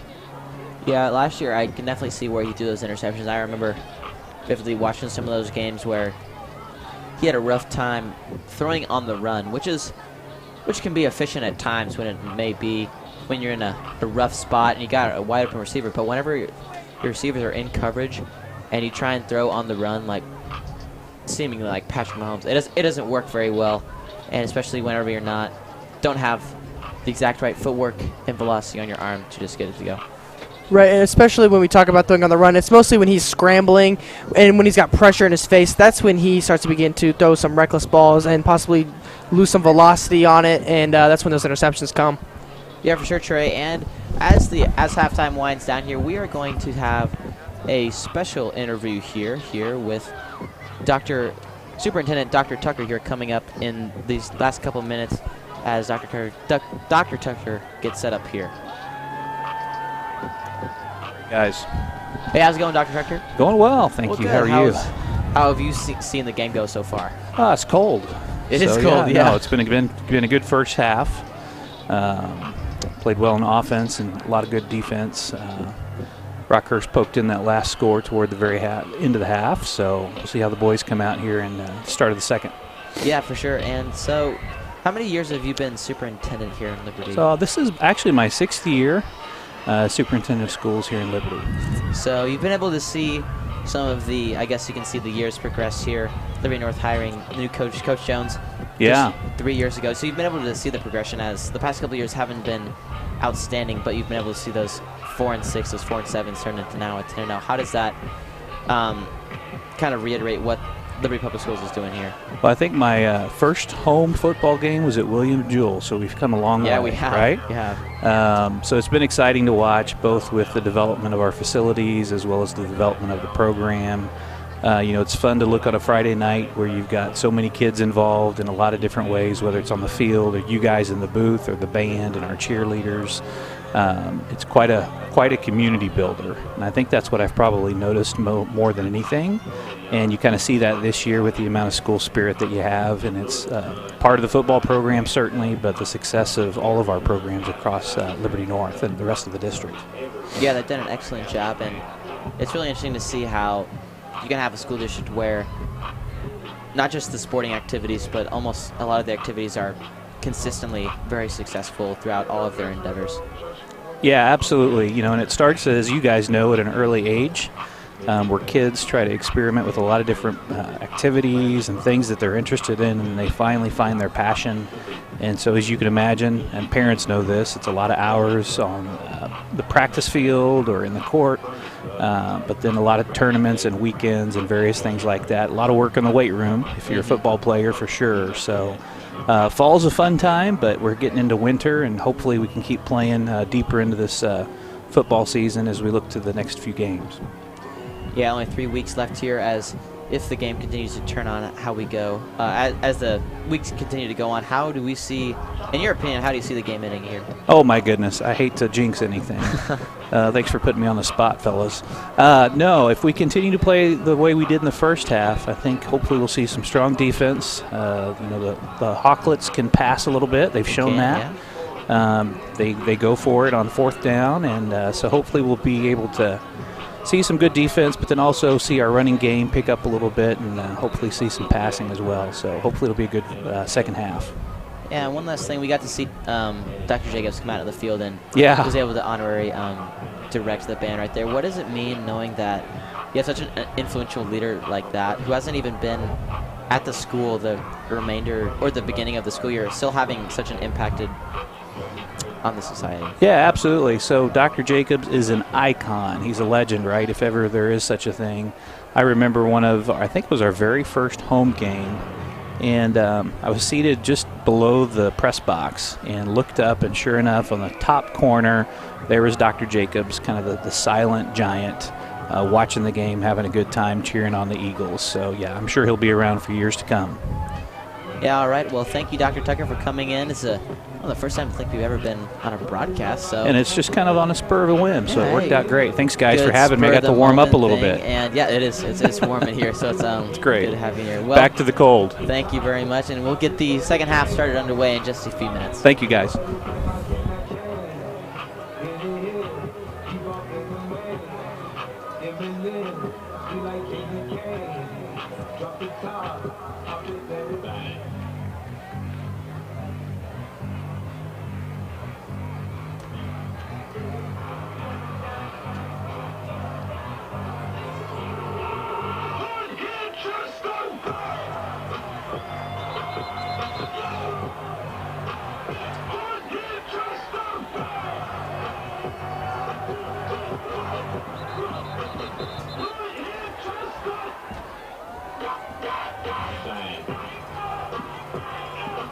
And welcome back to Liberty North High School in Liberty, Missouri, as the Eagles are up 17-7 over the Hawklets here. Yeah, taking a look at a coach comparison between Coach Jones and Coach Severino, and both having good seasons so far this year.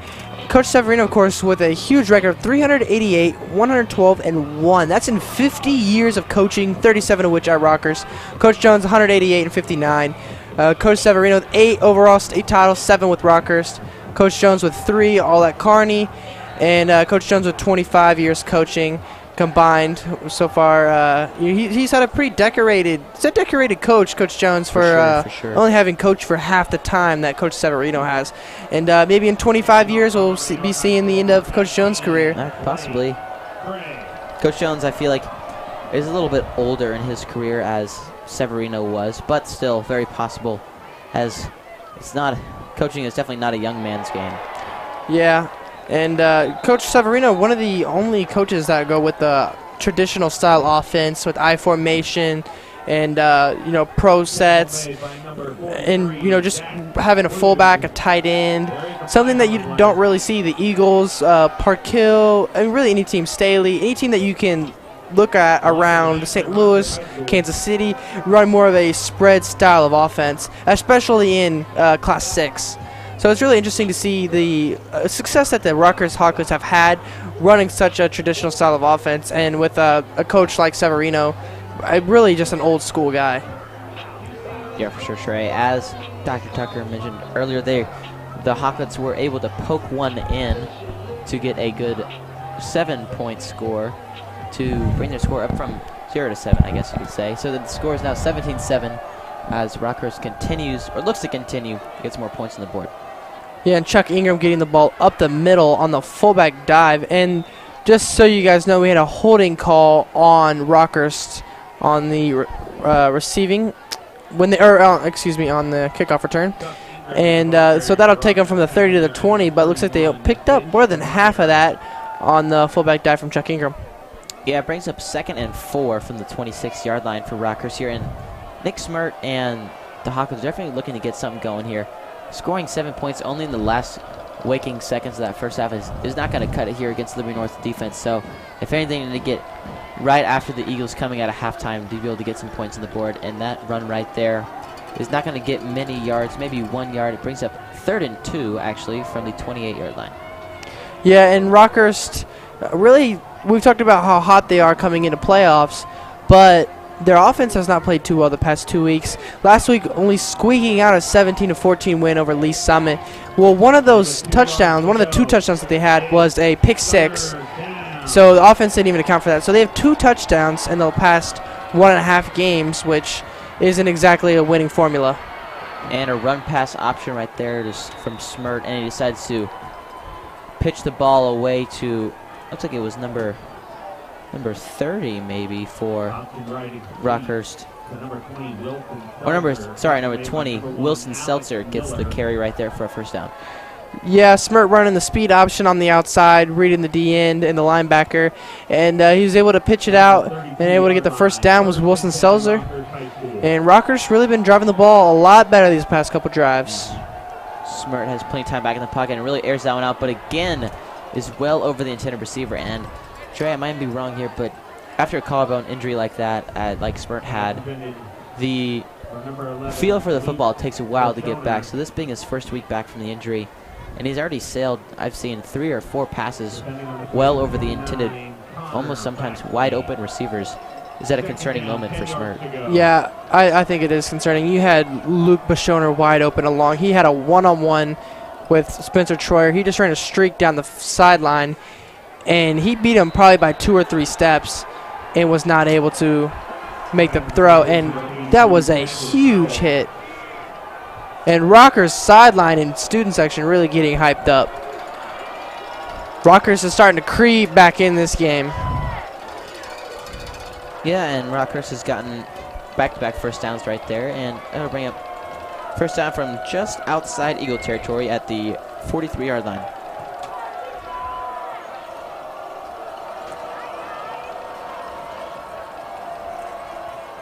It's like Max Williams going off the right side, and he is stuffed by a swarm of Eagles. Look like Braden Snyder and Andrew Stevenson among a few Eagles making the tackle.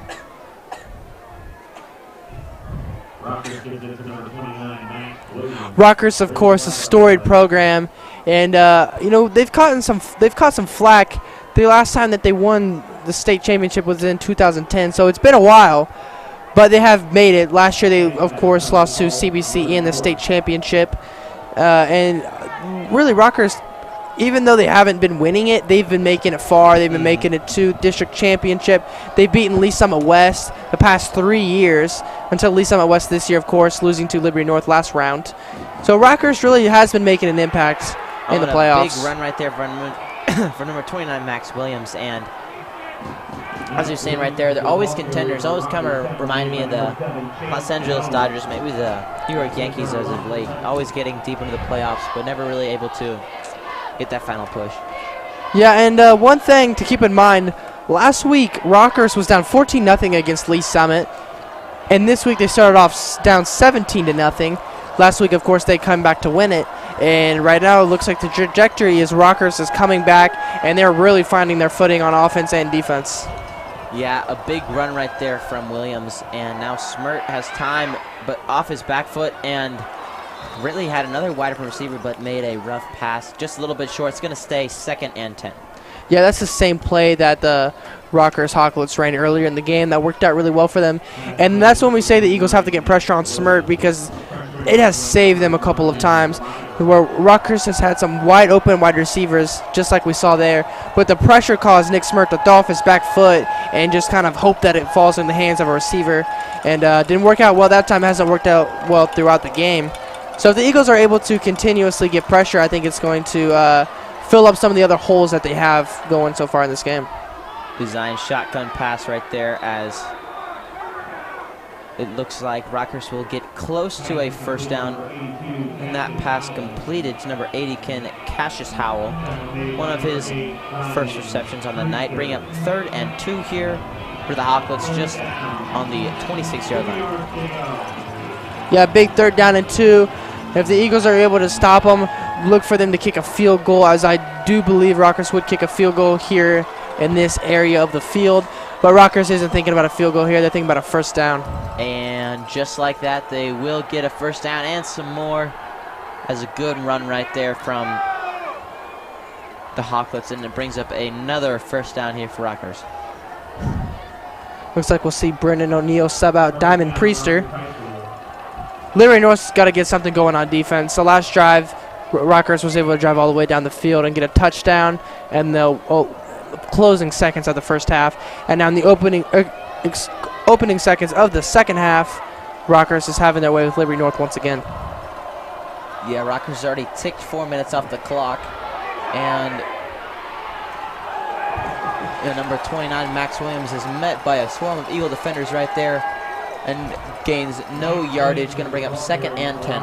And boom goes the dynamite. Spencer Troyer laying the wood on Max Williams on the outside. And I think that's really one of the strengths of the Eagles' defense is their secondary and how well they're able to tackle in open space. That is something that is so big for defenses. When the running backs bounce it outside, your corners have to make a play, and Spencer Troyer did just that.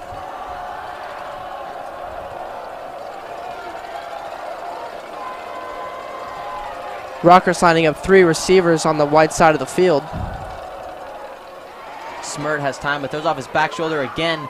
And no surprise there, throws it about 10 feet out of bounds, bringing up 3rd and long for the Hawklets, 3rd and 11 to be exact.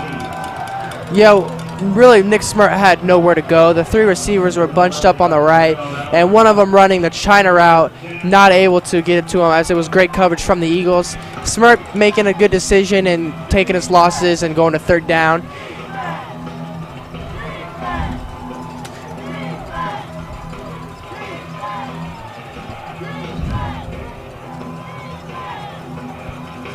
Third and 11 for Nick Smirt and the Hawklet offense here as Smirt takes this snap under center, and not a bad idea from Rockhurst right there. Big play.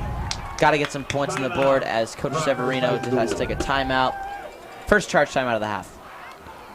Yeah, so far in this game, it's been kind of odd. We haven't really seen, besides that last drive from Rockhurst at the end of the first half, we haven't really seen any methodical drives to where, you know, the offense lines up, runs the ball, passes the ball, just puts a series of plays together and drives down the field on defense and scores. We saw at the end of the first half, but that was really it. All the Eagles' scores just came off of turnovers. Yeah, I'd agree. Liberty North has had almost all their points come off the turnover or seemed turnovers of blocked punts such as that. But they've not really put together one complete, solid offensive drive because they haven't hardly happening though. Yeah, and if you're Rockhurst and led by Coach Severino, you're looking at this game like you had 3 turnovers in the first half, and you're only down 17-7 going into halftime. That's a confidence booster, knowing that you're getting the ball at half. And now Rockhurst with the ball, trying to make something happen, and a touchdown. Big pass right there from Nick Smirt, and I don't even know what that intended pass was to do. As you can see right here, just a loft, and it takes a lot of adversity and a lot of knowledge of the game to be able to throw a pass like that, knowing that the Eagle defenders are going to do whatever they can to try and stop the ball, and that's most likely going to be a pass interference call on the Eagles, and that touchdown will stand as it is 13-17 Rockhurst pending that extra point. Yeah, Cassius Howell with the touchdown, just trying to fade down the sideline. Nick Smirt showing a lot of trust in his receiver to just kind of throw it up, and Brendan O'Neill on the coverage, just not able to make a play on the ball, falling down, had his hands all over him. Not a great look for the Eagle defense, and that'll make this game 17-14. Yeah, for sure, Trey, and that last 2 drives for Rockhurst have been successful where they've needed them to be, bringing the score within a possession now, and when I say Liberty North's defense has come up a little bit short those last 2 drives. They've done an excellent job, but you can only play really good for so long. Sometimes it takes a little bit of a toll, and it did show a little bit on that one, which they seem to be a little bit behind on Rockhurst's offensive prowl.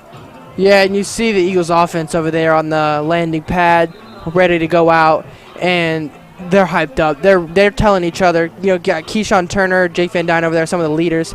They're saying, we're fine. Okay, we've given up 2 touchdowns in the last 2 drives, but everything's going to be fine. We're got to go out there, and you got to, show them what the Eagles do. And that's the mentality that they have to have. Their leaders have to step up. You got a big game right now. You're up 3. You're second round of districts. It's the biggest game of the year. So far, every time the Eagles have been punched in the mouth, they've punched just as hard right back and punched more. This Eagles team dealing with adversity hasn't been something they've had to do a lot, but when they've had to, they've responded really well. Well, Trey, that was quite an interesting kick right there.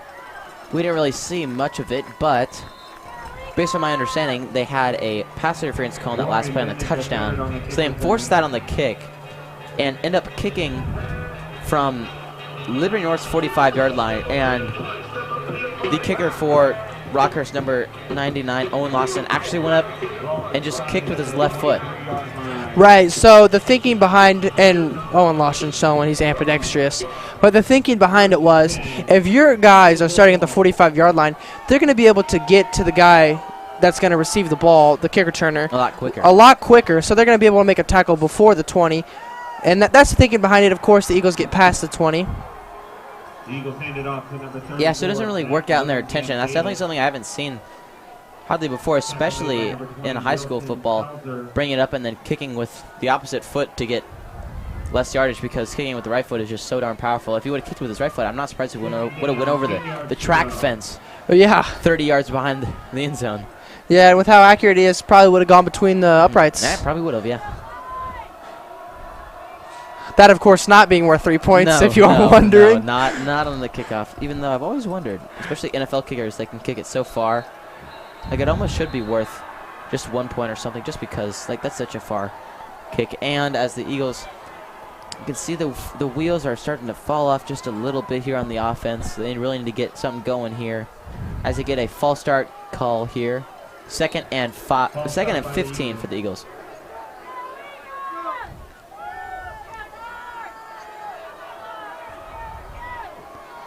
Yeah, the Eagles seem to be struggling a little bit here, and they need to get back on track. Here, second and long. They just need to get something figured out. Play action from the Eagles, and Van Dyne takes a step back. Oh, and honestly, that could have gone either way. That was interesting throw decision from Van Dyne, as we can count right there. 1, 2, 3, 4, 5 Hockley defenders all in that area. Against one man right there. So, see, look at this replay right here. Ill-advised throw from Van Dyne, and Tyler Janess runs the wheel route on the outside. Van Dyne throws a bullet pass and almost picked off from number 20, Wilson Selzer, with a nice coverage. That'll bring up 3rd down and 15 yards for the Eagles. Yeah, 3rd and 15 here, as Liberty North still does have the lead, 17-14, but definitely made it as close as possible right now. As a handoff right there for the Eagles, and that will get about a 3-yard gain right there for Zach Willingham Davis, and will bring up 4th and pretty darn long here. Well, and we have quite a special appearance here. Coach Jones' mother from Waterproof, Louisiana is checking in tonight, and so shout out to Mama Jones checking in tonight. Yeah, Coach Jones, of course, being one of the reasons that we were able to broadcast this game, as he made his case into why we should be able to. And, and we're very thankful of that. Punt right there by Presser. Pretty good from the 5 out to the 47-yard line. About a 40-yard gain.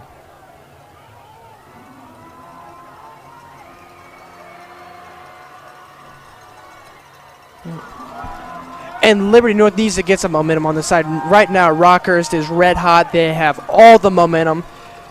And this Liberty North defense has come up with big plays time and time again when they've needed them. And now Liberty North needs to come up with another big play. And they've asked a lot of their defense, but as Coach Jones has said many times, defense wins championships.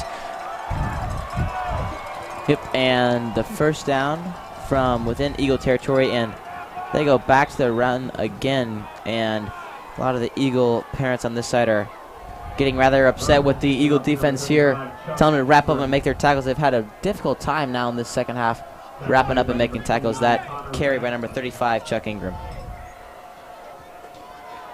Yeah, Rockhurst offense seems to be firing on all cylinders. Pass plays have been working, run plays have been working. Their whole offense looks really good right now. Yeah, they do look really good, and it brings up 2nd and 5. Smirt has a lot of time on the right side, makes a completed catch for another first down for the Hawklets. It's going to bring 1st and 10 from the Eagle 36. That one completed number 89, Johnny Pascuzzi.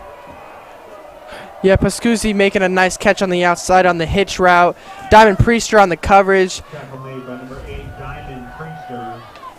And that'll bring up a first down for Rockhurst, who once again is threatening. 4.5 minutes to go here in this third quarter as the clock continues to tick down on either Liberty North or Rockhurst season this year. Yeah, Rockhurst really just dominating time of possession here in the second half. And Big that's throw a dangerous. from Smirt. Oh, just out of reach for both Eagle defenders and Hawklet wide receivers. And it looks like number 3, Brady Snyder's was hawking that ball and almost made the pick right there.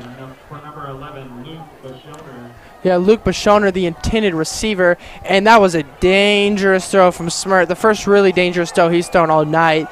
And Brady Snyder, I think if he had just continued to run it down instead of trying to jump with the receiver, he might have been able to get to it. But of course, defending the receiver is his main target, and he did a good job of doing it. So that'll bring up 2nd down for Rockhurst. 2nd and 10 as they go back to the handoff, and Liberty North having a really tough time now with the run defense. For some reason, they've been firing on all cylinders on the defensive game all year long, and Rockhurst is kind of seeping through the cracks now. Gives up another first down on a run, which has really been one of their focal points. Yeah, Liberty North's going to have to change something on defense. The 3-man front just does not seem to be working. They're getting dominated. Cassius Howell running for 10 yards on a fullback dive should not be happening. No. That's the kind of play we're getting 1 or 2 yards off of, but is getting through the defense of Nick Bogart as a nose guard is having a tough time, and they go right back to him right there, and that time they end up getting a stop right there, maybe getting back to the line of scrimmage. About 2nd and 10 here from the Eagle 26. Yeah, earlier in the game, it seemed like the Eagles were kind of dominating the Rockhurst offensive line, and now the Rockhurst offensive line has bounced back and started playing really well here in the second half, and we're going to have a really interesting battle here as the clock winds down in the third quarter, and I think this next quarter and a half, a lot of things are going to change.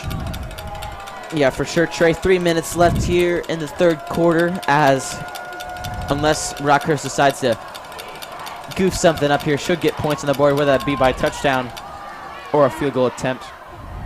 We're going to pitch off. She looks like that was number 35, going right back to Chuck Ingram again. 3rd and long here for the Hawklets.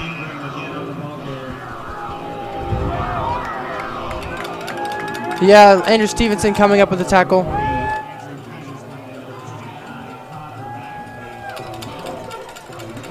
Yeah, Chuck Ingram once again getting the carry.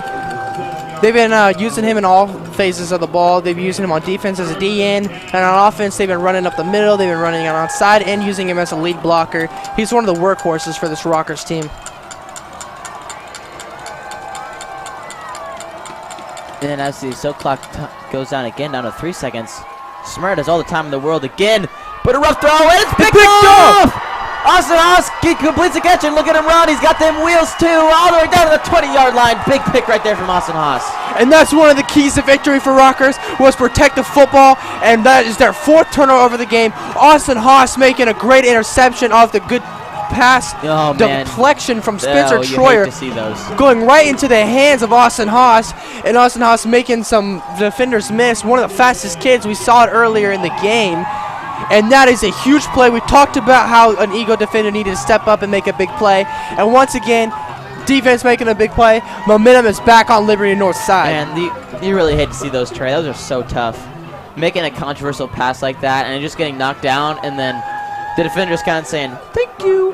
Yeah, to ride the breadbasket and taking it for an easy pick. Yeah, that's one of those things where you're holding your breath after you throw it, and after it gets tipped, you're like, okay, good, and then it gets tipped right into the hands of another defender, and you just kind of gasp and it's like left wondering. Easy money pick right there, and we have another update from our producer here.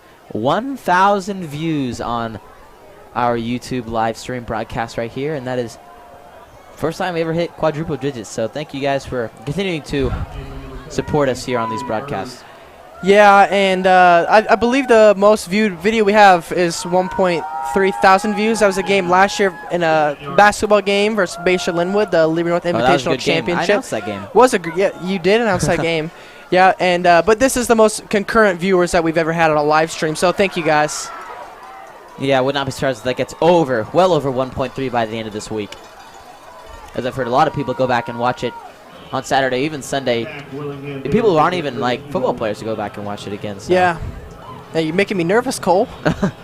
Oh, man. And that brings up 3rd and short here for the Eagles. 3rd and 1 to be exact. And the Eagles really need to convert now, as they have just a minute left here in this quarter. But more importantly, only down by 3 points to a team that has a stellar kicker. So 3 points should not be super difficult for the Rockhurst Hawkers to be able to perform. Yeah, and Rockhurst just needs to limit the turnovers. That's the one thing that has really killed them. Their defense has played extremely well, but when you give the team the other ball at the 10-yard line, it's pretty difficult. It's going to be difficult, yeah. Especially when they have guys like Jake Van Dyne and Warren Bennett, Tyler Janess, and then the 2 running backs, Turner and Zach Willingham Davis. So they have a lot of guys that can score once you get inside the 20, and when you just gift them that field position, of course it's going to be hard to stop them. Yeah, if you think about it here, Trey, they have had 5 or 6 possessions, 2 or 3 of them coming about an interception or a fumble on just coming in within Rockhurst territory, and then the other ones, 2 3-and-outs, and then also having that blocked punt and a muffed punt coming in. So they've had all the opportunities in the world Liberty North has since everything has gone in their way. Oh, and Zach Davis really blocked up right there. Gets stopped up at the line, and you hate to see that for Liberty North as they'll bring back the punting unit back on the field. As clock winds down, I would not be surprised if they take it to the 4th quarter here. 20 seconds left here in the 3rd quarter. Yeah, Liberty North looks like they're holding on for dear life with this 3-point lead. And it looked like Liberty North had the momentum back on their side, but Rockhurst's defense responds and stuffs Zach Willingham Davis at the line of scrimmage. And Liberty North does take this to the quarter. It's 4th quarter here in Class 6, District 4, second rounds of districts. Liberty North Eagles lead the Rockhurst Hawklets 17-14 here. Yeah, we've got a fantastic game shaping up. 4th quarter's coming up. 17-14 lead for the Eagles, and I couldn't be more excited. No, it's definitely turned out to be a game to watch. In that 1st quarter, whenever Liberty North goes up 17-0, I was kind of thinking in my head maybe, oh man, this could be just like last week against the Summit West, another kind of blowout victory. But then Rockhurst decided to kick it up just a notch here in that the end of that 2nd quarter, and the beginning of that 3rd quarter, coming out really strong and dominant, and have really taken that momentum and expanded it on all cylinders now, defending and on offense here in that 3rd quarter, just coming within 3 now. Yeah, Rockhurst, they've been kind of a weird team this year. Last week, of course, only squeaking out a win against Lee Summit by 3 points, but they have beat some really formidable opponents. They beat CBC, they beat Ray Peck, 2 very good wins, but they've just kind of been inconsistent, so not really ever sure what you're going to get from Rockhurst. And right now what we're getting from Rockhurst is some really good fight. Presser back out on the field to punt, and this punt being a really good one, received by the Hawklets. Oh, and met up by a swarm of Eagles after just a while. Going out to the 39-yard line, I should say, as Presser gets about a 50-yard punt right there. Good one for Braden. Yeah, and that's one of the things you have to watch out for when you have a really good punt is not out-kicking your coverage, and it didn't look like he did. You had some Eagles, Blake Teal getting over there Number 11, Austin Haas, getting on the other side of the field. So a really good job from the Eagles kicking team to make sure to get down to the other side of the field and make a play. Yep, and 1st and 10 comes up now for the Hawklets from the 38-yard line. Definitely look to get some sort of points on the board, whether that be field goal or touchdown. And look at the play right there by Max Williams as he goes down the left side of the field and gets an easy 40-yard gain down to the 30-yard line. Sets the Hawklets up extremely well. Yeah, and here's a replay for you. Max Williams just with the off tackle, and wasn't really even touched until Austin Haas took a good angle at him. And Max Williams having a really nice game for himself here in the second half. Him and Nick Smur in this Hawklet offense really turned things around in the second half. And once again, they are threatening. 1st and 10 from the 34-yard line of the Eagles. Oh, and the ball is out.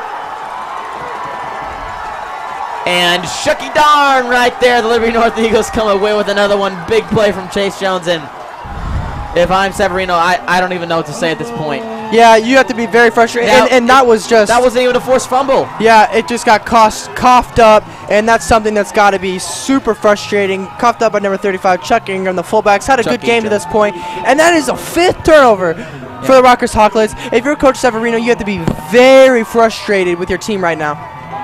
Yeah, and Rockhurst really is firing on all other cylinders, controlling the line of scrimmage now in that second quarter, or in the second half.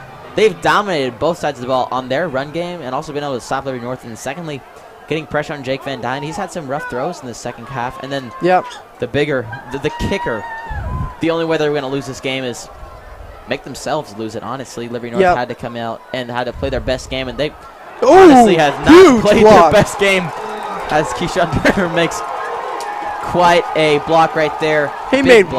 He told Wilson Selzer, eat dirt. Look at that block. And that's something you have to love to see if you're the rest of this Eagles team. And a huge block from a running back. And that would be a look like a 9-yard gain. And looks like momentum possibly back on the Eagles side. Yeah. And as I was saying earlier, the only way that the Eagles could have won this game is if Rockhurst doesn't give them the ball, and Liberty North has to play their best game. And as I can say, Liberty North is not playing their best game tonight, but they're having the opportunity to stay in this game, as 5 turnovers is killer. Van Dyne gets out of the pocket. Oh, and almost. Oh, that's an interesting play right there. Van Dyne rolls out of the pocket, and no surprise there. I believe he was out of the tackle box. He was out of the box, but didn't make it to the line of scrimmage. And it hit a player, it threw it, but it was to the lineman. It was thrown in the direction. It actually hit number 78 of the Eagles, Brittany Monahan. So we'll see what the call is here, and it is intentional grounding on the Eagles, and that is a spot foul. That is going to bring up 3rd and a long ways, coming 2nd and 1 to actually about probably 3rd and 20. That is a loss of down. No replay of down, so 3rd and a long way. Yeah, that's a costly penalty. Jake Van Dyne, kind of put in an awkward position, trying to get away from the defender, but also trying to keep his eyes downfield, and he just wasn't able to get rid of the defender, and that's very costly. Bring up 3rd down, and it looks like 18 yards. Yeah, and for a second there, Trey, I thought he was going to escape, but one little toe tap right there in the turf, it got him. He almost escaped, but did not quite have the opportunity to. And no, man, and just like that, needle flips right back into Rockhurst's position as yikers. 4th and more than a quarter of the field right there now. And here's a replay, and look who it is. The guy that just coughed it up, making the big sack to bring up 4th down and a mile. Liberty North looks like they had the momentum back on their side, but their offense just not able to get anything going in the second half. 4th and 24 here for the Eagles. Not a line we normally see, as you can't even see the 1st down marker from our wide shot. Braden Presser comes back on the field to punt. 10 minutes left, still more than plenty of the time for either team to come away with a win here. Good kick from Braden Presser. It's going to go past him. Great kick right there by Braden Presser, and it is going to take an eagle hop down to the 20, within the red zone. Well, and from the 20 to the 20. All things aside, Rockhurst turning over the ball at the 30, then Liberty North not really doing much with it, we can take that away as a win for Liberty North, as while they didn't get any points, some time was chewed off the clock, and essentially they moved the Hawklets back a good 40-45 yards to start off that drive. So we can take that as a silver lining, but definitely going to have the Eagle defense step up here in a big way. Yeah, absolutely. And so far in this game, they have forcing a fumble and an interception. And that's just how important. We've talked about the kicking game. Braden Presser flipping field position to the other side of the field, which is just huge. Smirt hands it off to number 29, Max Williams, but this time is wrapped up by the Eagle defense. Going to bring up 2nd and long here for the Hawklets. Yeah, nice play from the Eagles, making sure they have outside containment, not letting Max Williams get outside. And still a nice little run on the toss sweep. And that'll bring up 2nd down about 6 yards.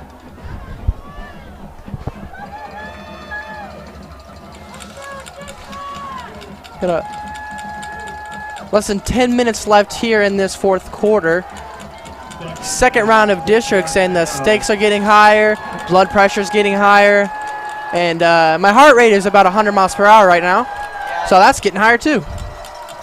Yeah, it's really getting up there, Trey.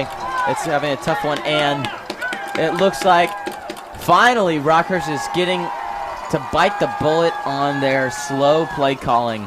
I feel like the whole night I've just been waiting for that clock to tick down to 0, as the Hawkins are so lackadaisical on their play calling. They'll just go and chill out and back in the backfield for just a while, and it sounds like they'll just kind of hurry up to the line, and at 2 or 3 seconds on that Excel clock, they'll just snap the ball, and it's finally come back to bite them in the butt right there. In the bud, I should say, as the actual saying. Yeah. 2nd and 11 here for the Hawklets. Yeah, and Hawklets, one of the only teams we see all year that actually gets in a huddle. The Eagles, of course, calling plays from hand signals. Big pass from Smirt. Oh, that's not a good. That is a big call right there from the referee, as the pass intended for, it looks like, the Hawklet wide receiver of, and let's take a look at a replay. Number 89, Johnny Piscuzzi, and or actually I should say number 11, Luke Bishoner, and not a spot foul. So it looked like it was possibly, he could have gotten there just a tad bit early. It was a pretty bang play. And of course, it's not like the NFL where you can interview pass interference calls, which I don't even like that in the NFL, but that's another discussion. And 1st down for the Hawklets. Well, honestly, Trey, that's not the worst thing that could have happened right there. Very could have easily been a completed pass and a gain of a lot of yards, but not a spot foul. So the Eagles are catching a break right there, and it looks like the Hawklets are going to run into something here, and big deal right there. Rockhurst getting a big holding call on that 1st down play, so it will be a replay of 1st down. That one, however, is a spot foul, so that very easily could be 1st and almost 23 yards. Yeah, the Eagle fans over here seem pretty upset with the referees so far in this game. We've heard a lot of chirping. I think the referees, other than I may have disagreed with that last call, they've done a pretty good job so far in this game. They have, for sure. Even though, of course, home fans would never like to admit that. No, and it does bring up a 1st and 21 drive. So basically, as we've been sitting here, 2 minutes have passed, and Rockhurst has not moved the football, essentially. Yeah. 2 yards actually in net gain, but has just made it harder for themselves. Instead of 1st and 10, it's going to be 1st and 21 for Rockhurst. Would not be surprised if they go back to the pass. Oh, getting some pressure. Goes right off his back shoulder. Just got to make an open field tackle. And Garrett Lynn does make the open field tackle. Austin Haas. Or with the help of, or actually no, Austin Haas, number 11, does get the help of number 52 on the Eagles. And that's happened a couple times in this game. Let's look at a replay. And there he is. Wilson Sells are making the catch. That's something we've seen a couple times in this game, and Liberty North has left him wide open on the other side of the field a couple times. Open, honestly, I just don't know how it's happening. Yeah, I don't know if it's a broken coverage play or it's just they're double teaming certain wide receivers, and it's just becoming quite an issue as they take a drive breaker, like a holding penalty like that, 1st and 21, and they let them get a 15-yard gain. It's just really unacceptable from the defense. And just like that, speak of the devil, Rockhurst taking themselves out of this game again. Delay of game again from Smirt, and I think he's got to be a little upset because he's being ready to snap the ball. It's just the rest of the team is not quite up to the line yet, and that brings up 2nd and 11. Time keeps ticking away. And this game has to be unbelievably frustrating for the Hawklets. They've pretty much outplayed Liberty North, Honestly, but 5 turnovers and these penalties in this last drive have just been killing them. They have. Yet they're only down 3 points. High snap. Smirt's got time. He's got the defender on the wide side. Oh. In the hands of the wide receiver, number 11. Luke Bashoner. And yeah, Bashoner once again getting the target, and that was a dangerous throw. Brady Snyder, the safety, playing over top in that cover 2. And he threw it right where Brady Snyder was playing, and got lucky that wasn't able to get to it. And it was a really good throw to Bashoner. Hit him right in the hands, but he was not able to come away with the tough grab. That'll bring up 3rd down and 11 yards for the Hawklets. Yeah, 7.5 minutes left to go in this 4th quarter. Huge play right here for both sides of the ball. 3rd and 11. This is not 4-down territory for sure, so a stop right here will almost ensure a punt. Smirt waving around to try and find an open target, and there's no one around. He throws it out of bounds.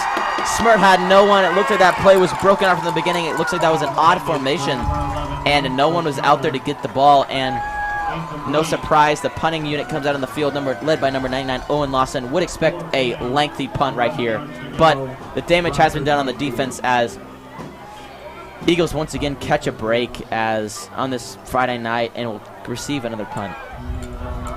Well, Warren Bennett's going to be back to receive the punt. Owen Lawson, you know, sometimes you see a punter with a really good leg out punt his coverage, but Owen Lawson has tremendous hang time in all the games so far this year.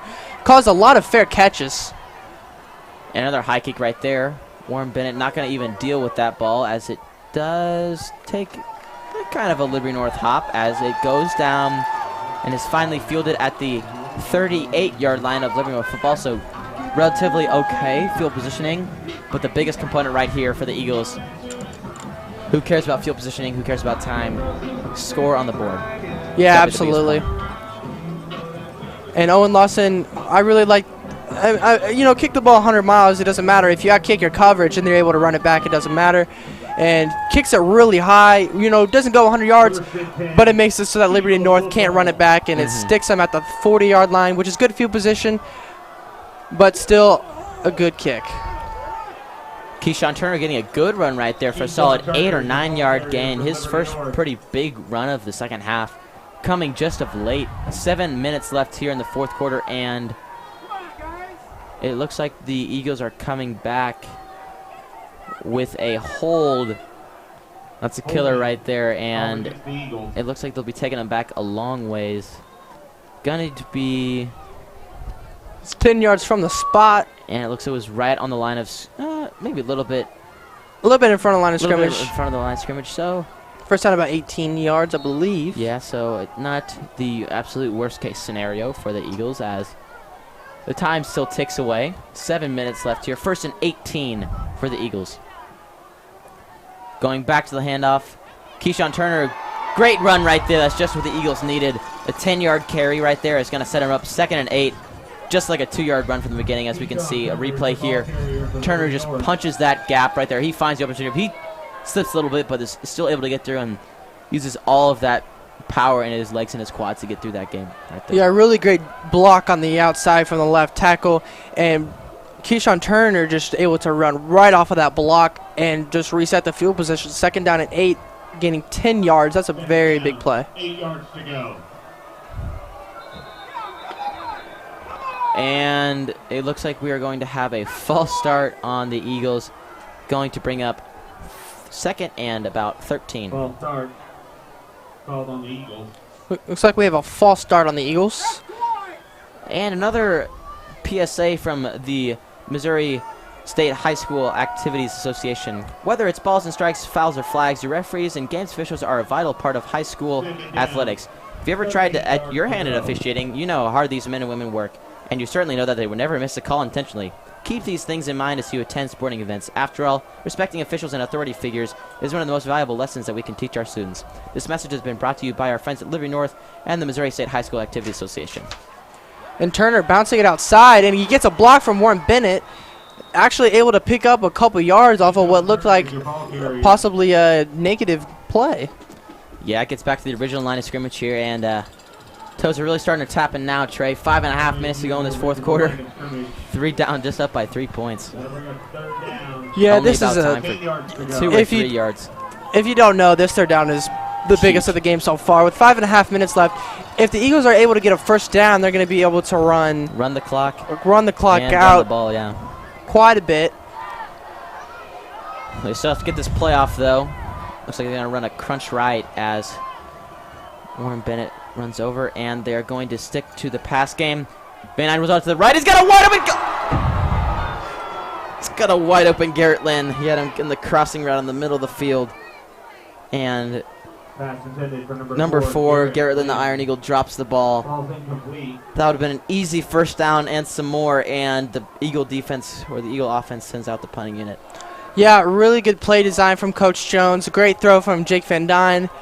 Garrett Lynn running a great crossing route and just not able to make the play. Garrett Lynn's been very reliable for them throughout this year and last year when he played quite a bit of H-back. And that's a huge drop. And that's a design play right there.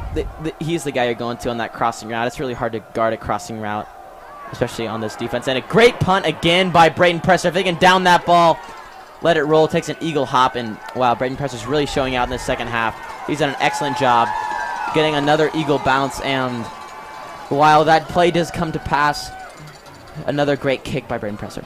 It looks like we possibly have a penalty at about the 35. Oh, penalty is waived, actually.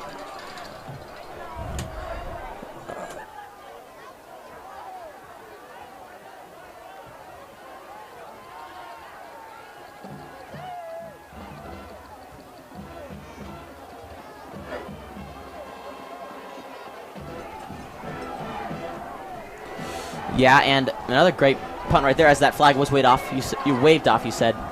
On the 10-yard line, Rockhurst football trying to get something together here.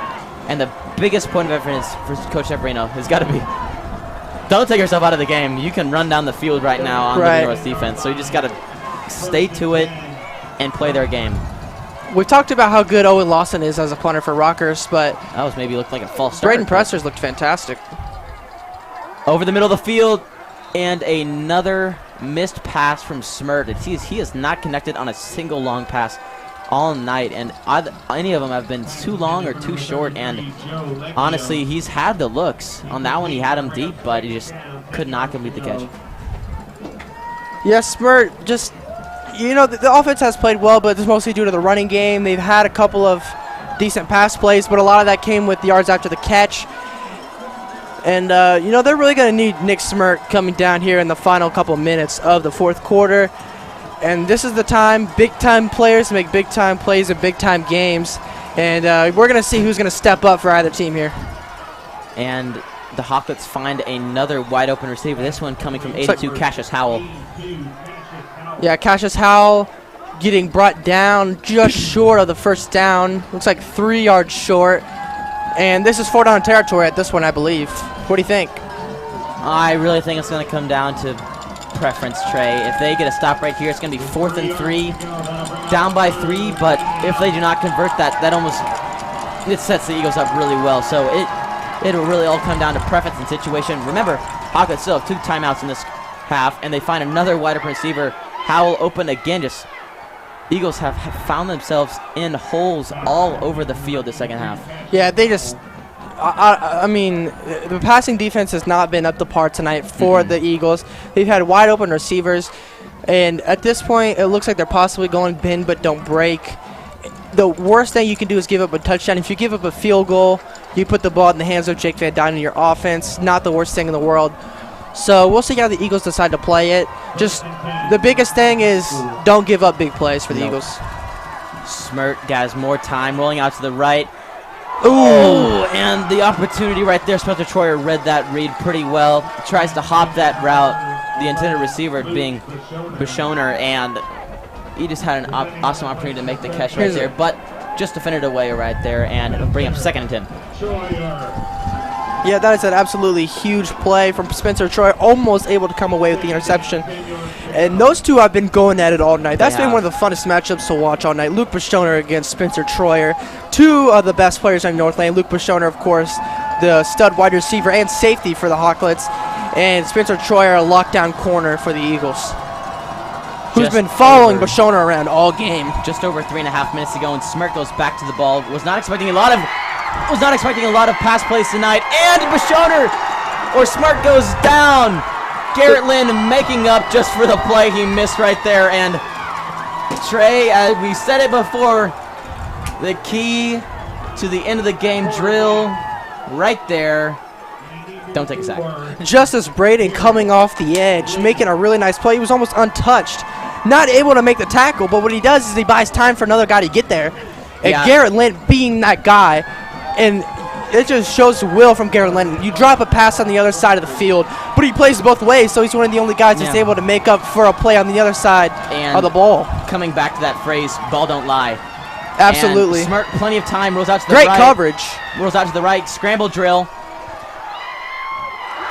Good play. And that ball is thrown to number 11, Bishoner, and he had the opportunity. Bishoner had him deep, had him beat, but yeah, and that's Smirk scramble just could drill. not make the play. Nick Smirk just finding time, rolling out to the right, and it was almost a coverage sack. Just really good coverage in the secondary. You had 3 receivers, all of them were locked up. And next thing you know, Luke Bishoner creeps out and was able to find a little bit of spacing, but the Eagles secondary able to make a play on the ball while it's in the air. That's great ball skills from the Eagles. Yeah, 4th and 20 here. Definitely going to go for a punt here for Rockhurst, but that sets up the Eagles right here. Big punt. And they, as you can hear I don't know if you could hear that from our Nat sounds, but almost the entire student body and fan base of the Eagles were all in unison. Get away from the football. Right, well, not going to touch that ball. I don't think that's not typically the football phrase of saying it. Normally they would say fire or poison, some sort of thing like that, where it's one word, and as soon as you hear it, the first thing you do is you find the ball, you run away. And just to avoid it hitting you, of course, and causing a turnover. And now the Eagles offense, what are you going to do? You played, like, let's be honest, let's call a spade a spade. They played terrible the second half. They played, cut their losses right here. They haven't scored since the first quarter. Right. It's been rough. But if they're able to seal the game right here with a couple of first downs, it'll make up for the entire second half. Again, a reminder, Liberty North 3 timeouts, Rockhurst 2, and again in high school, no 2-minute warning. So the game clock will continue to run on a run play like that. But the clock will be a big issue, and it looks like Rockhurst will call their 2nd timeout of the half. Interesting play call right there, because they want to have enough time to get the ball back after the half, but then again, only having 1 timeout may come to kick them here as this timeout comes to run down. Right, and if you're Liberty North, you have a decision to make. Are you going to run the ball or are you going to throw the ball? Well, on 2nd down, I think the decision's obvious. You're going to run the ball. Yeah, Coach Jones has he has a lot of choices to make.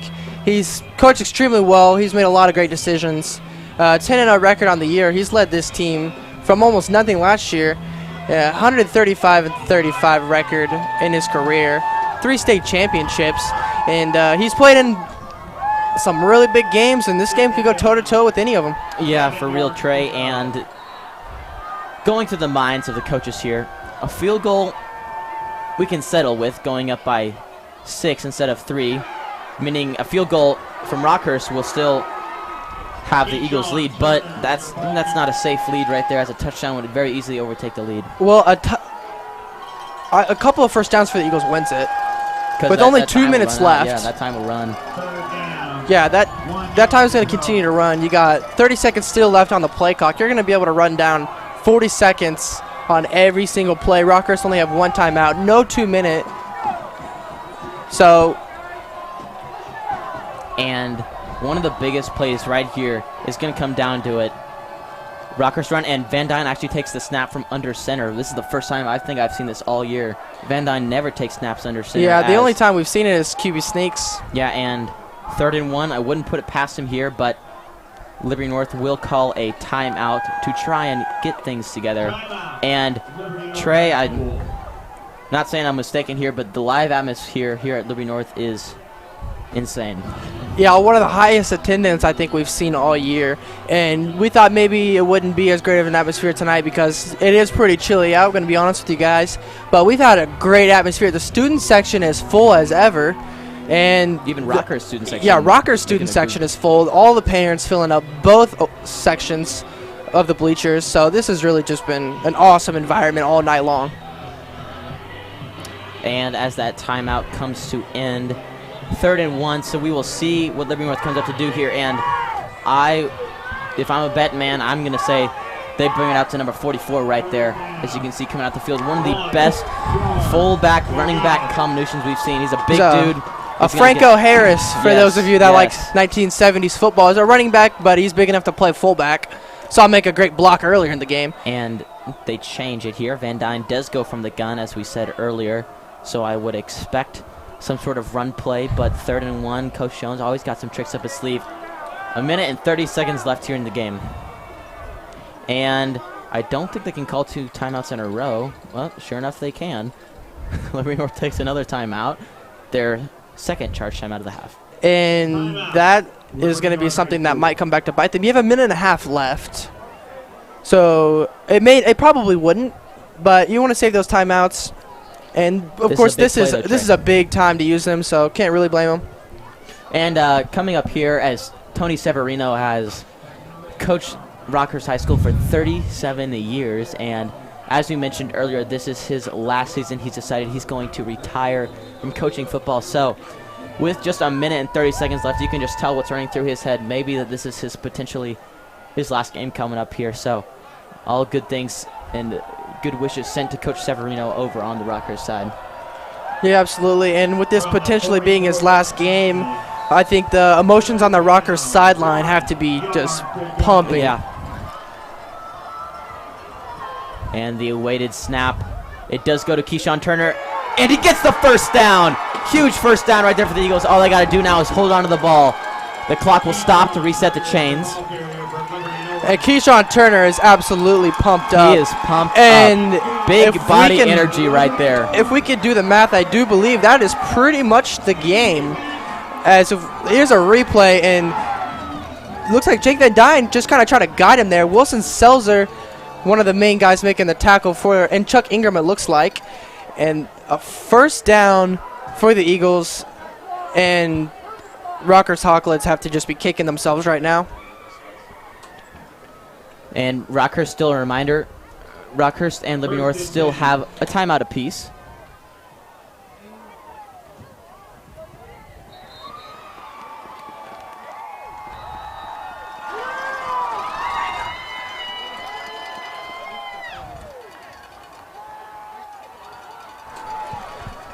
And Rockhurst calling their final timeout. We have 50 seconds left, however. And that will be the game, yep. Unless, knock on wood here, the Eagle offense goose up pretty bad. All they got to do is knee it 2 more times, and that should put her to sleep. Yeah, and after going up 17-0 in the second quarter, the Eagles offense completely stalled. Mm-hmm. And just, it looked like Rockhurst dominated after that point. And it really just the Hawklets beating themselves is what it came down to. It really did, Trey. That was in their key right there, no turnovers, and go back to the stat line, and I see a big 5 spot in that turnover column, and there's nothing else you can say but beat ourselves. Yeah, and as we wind down this will be the end of Coach Severino's career after that run from Keyshawn Turner. And he's had a legendary career. Congratulations to Coach Severino on an amazing career. Yeah, he's done an outstanding job at Rockhurst. As we've seen there, 8 state championship titles in 50 years is almost unheard of. That's 1/10 of a season. 1/10, 1 every 10 seasons, I should say. And it doesn't seem like a lot for the viewers at home, but think about how many teams are in the state of Missouri and how many teams you have to go up against, and it's just... And he's facing the best of the best. every year. School. They have one of the hardest schedules every single year in Missouri football. They're not around and playing in a bad conference and trying to play these bad teams and try to get a good district standing and sandbag a little bit. They go out and they play Rockbridge, they play CBC and Jeff City and Blue Springs every single year, Bishop Miege. So just looking at the strength of schedule and then his win percentage is absolutely insane.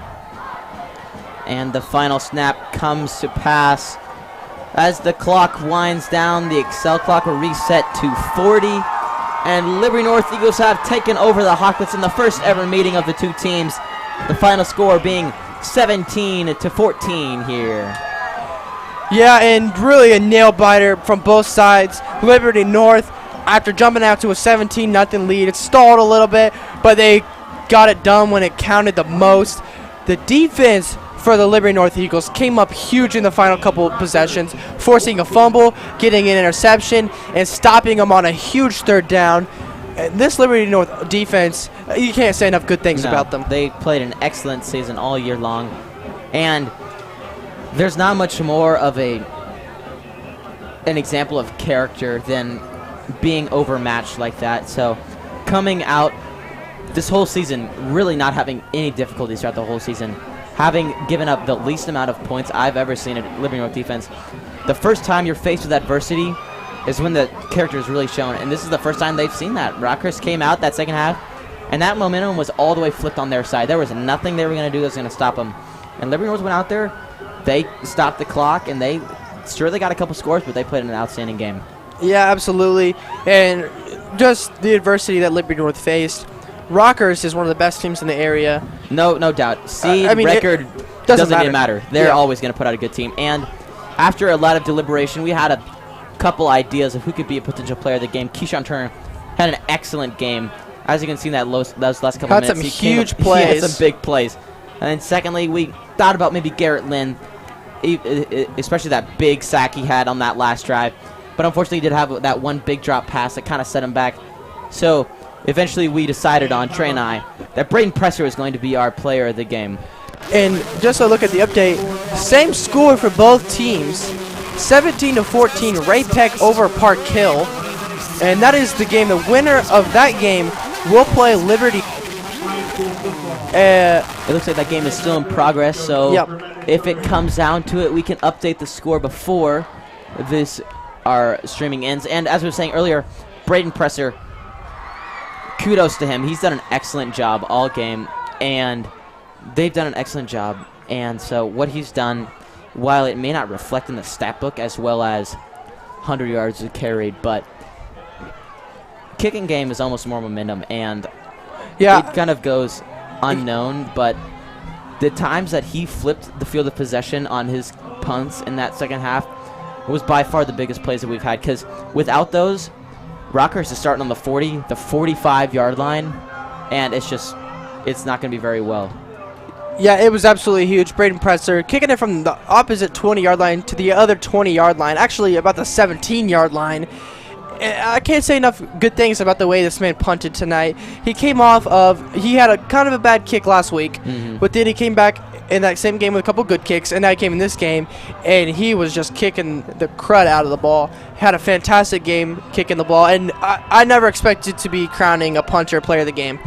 Yeah, you don't hardly ever see kickers getting play of the game unless they're kicking field goals, but punter's one of those things you don't really realize they're doing that bad until you realize that they are. So Braden Presser probably hasn't had the best record or the best season he's wanted. He's had some good kicks, and he's had some rough ones, but tonight he really bared down, and he came down to the wire, and he got it done. Yeah, one thing we haven't mentioned yet is Braden Presser had the punt that ended up getting fumbled by Rockhurst, which is one of those 5 Special turnovers. teams. So Braden Presser, with as high as and as far and hard as he kicks the ball with all the spin, makes it really hard to catch the ball, and that did cause a turnover. And one of the turnovers they scored on, by the way. Yeah, and one of the things that's kind of going on unnoticed here is he didn't even play football last year.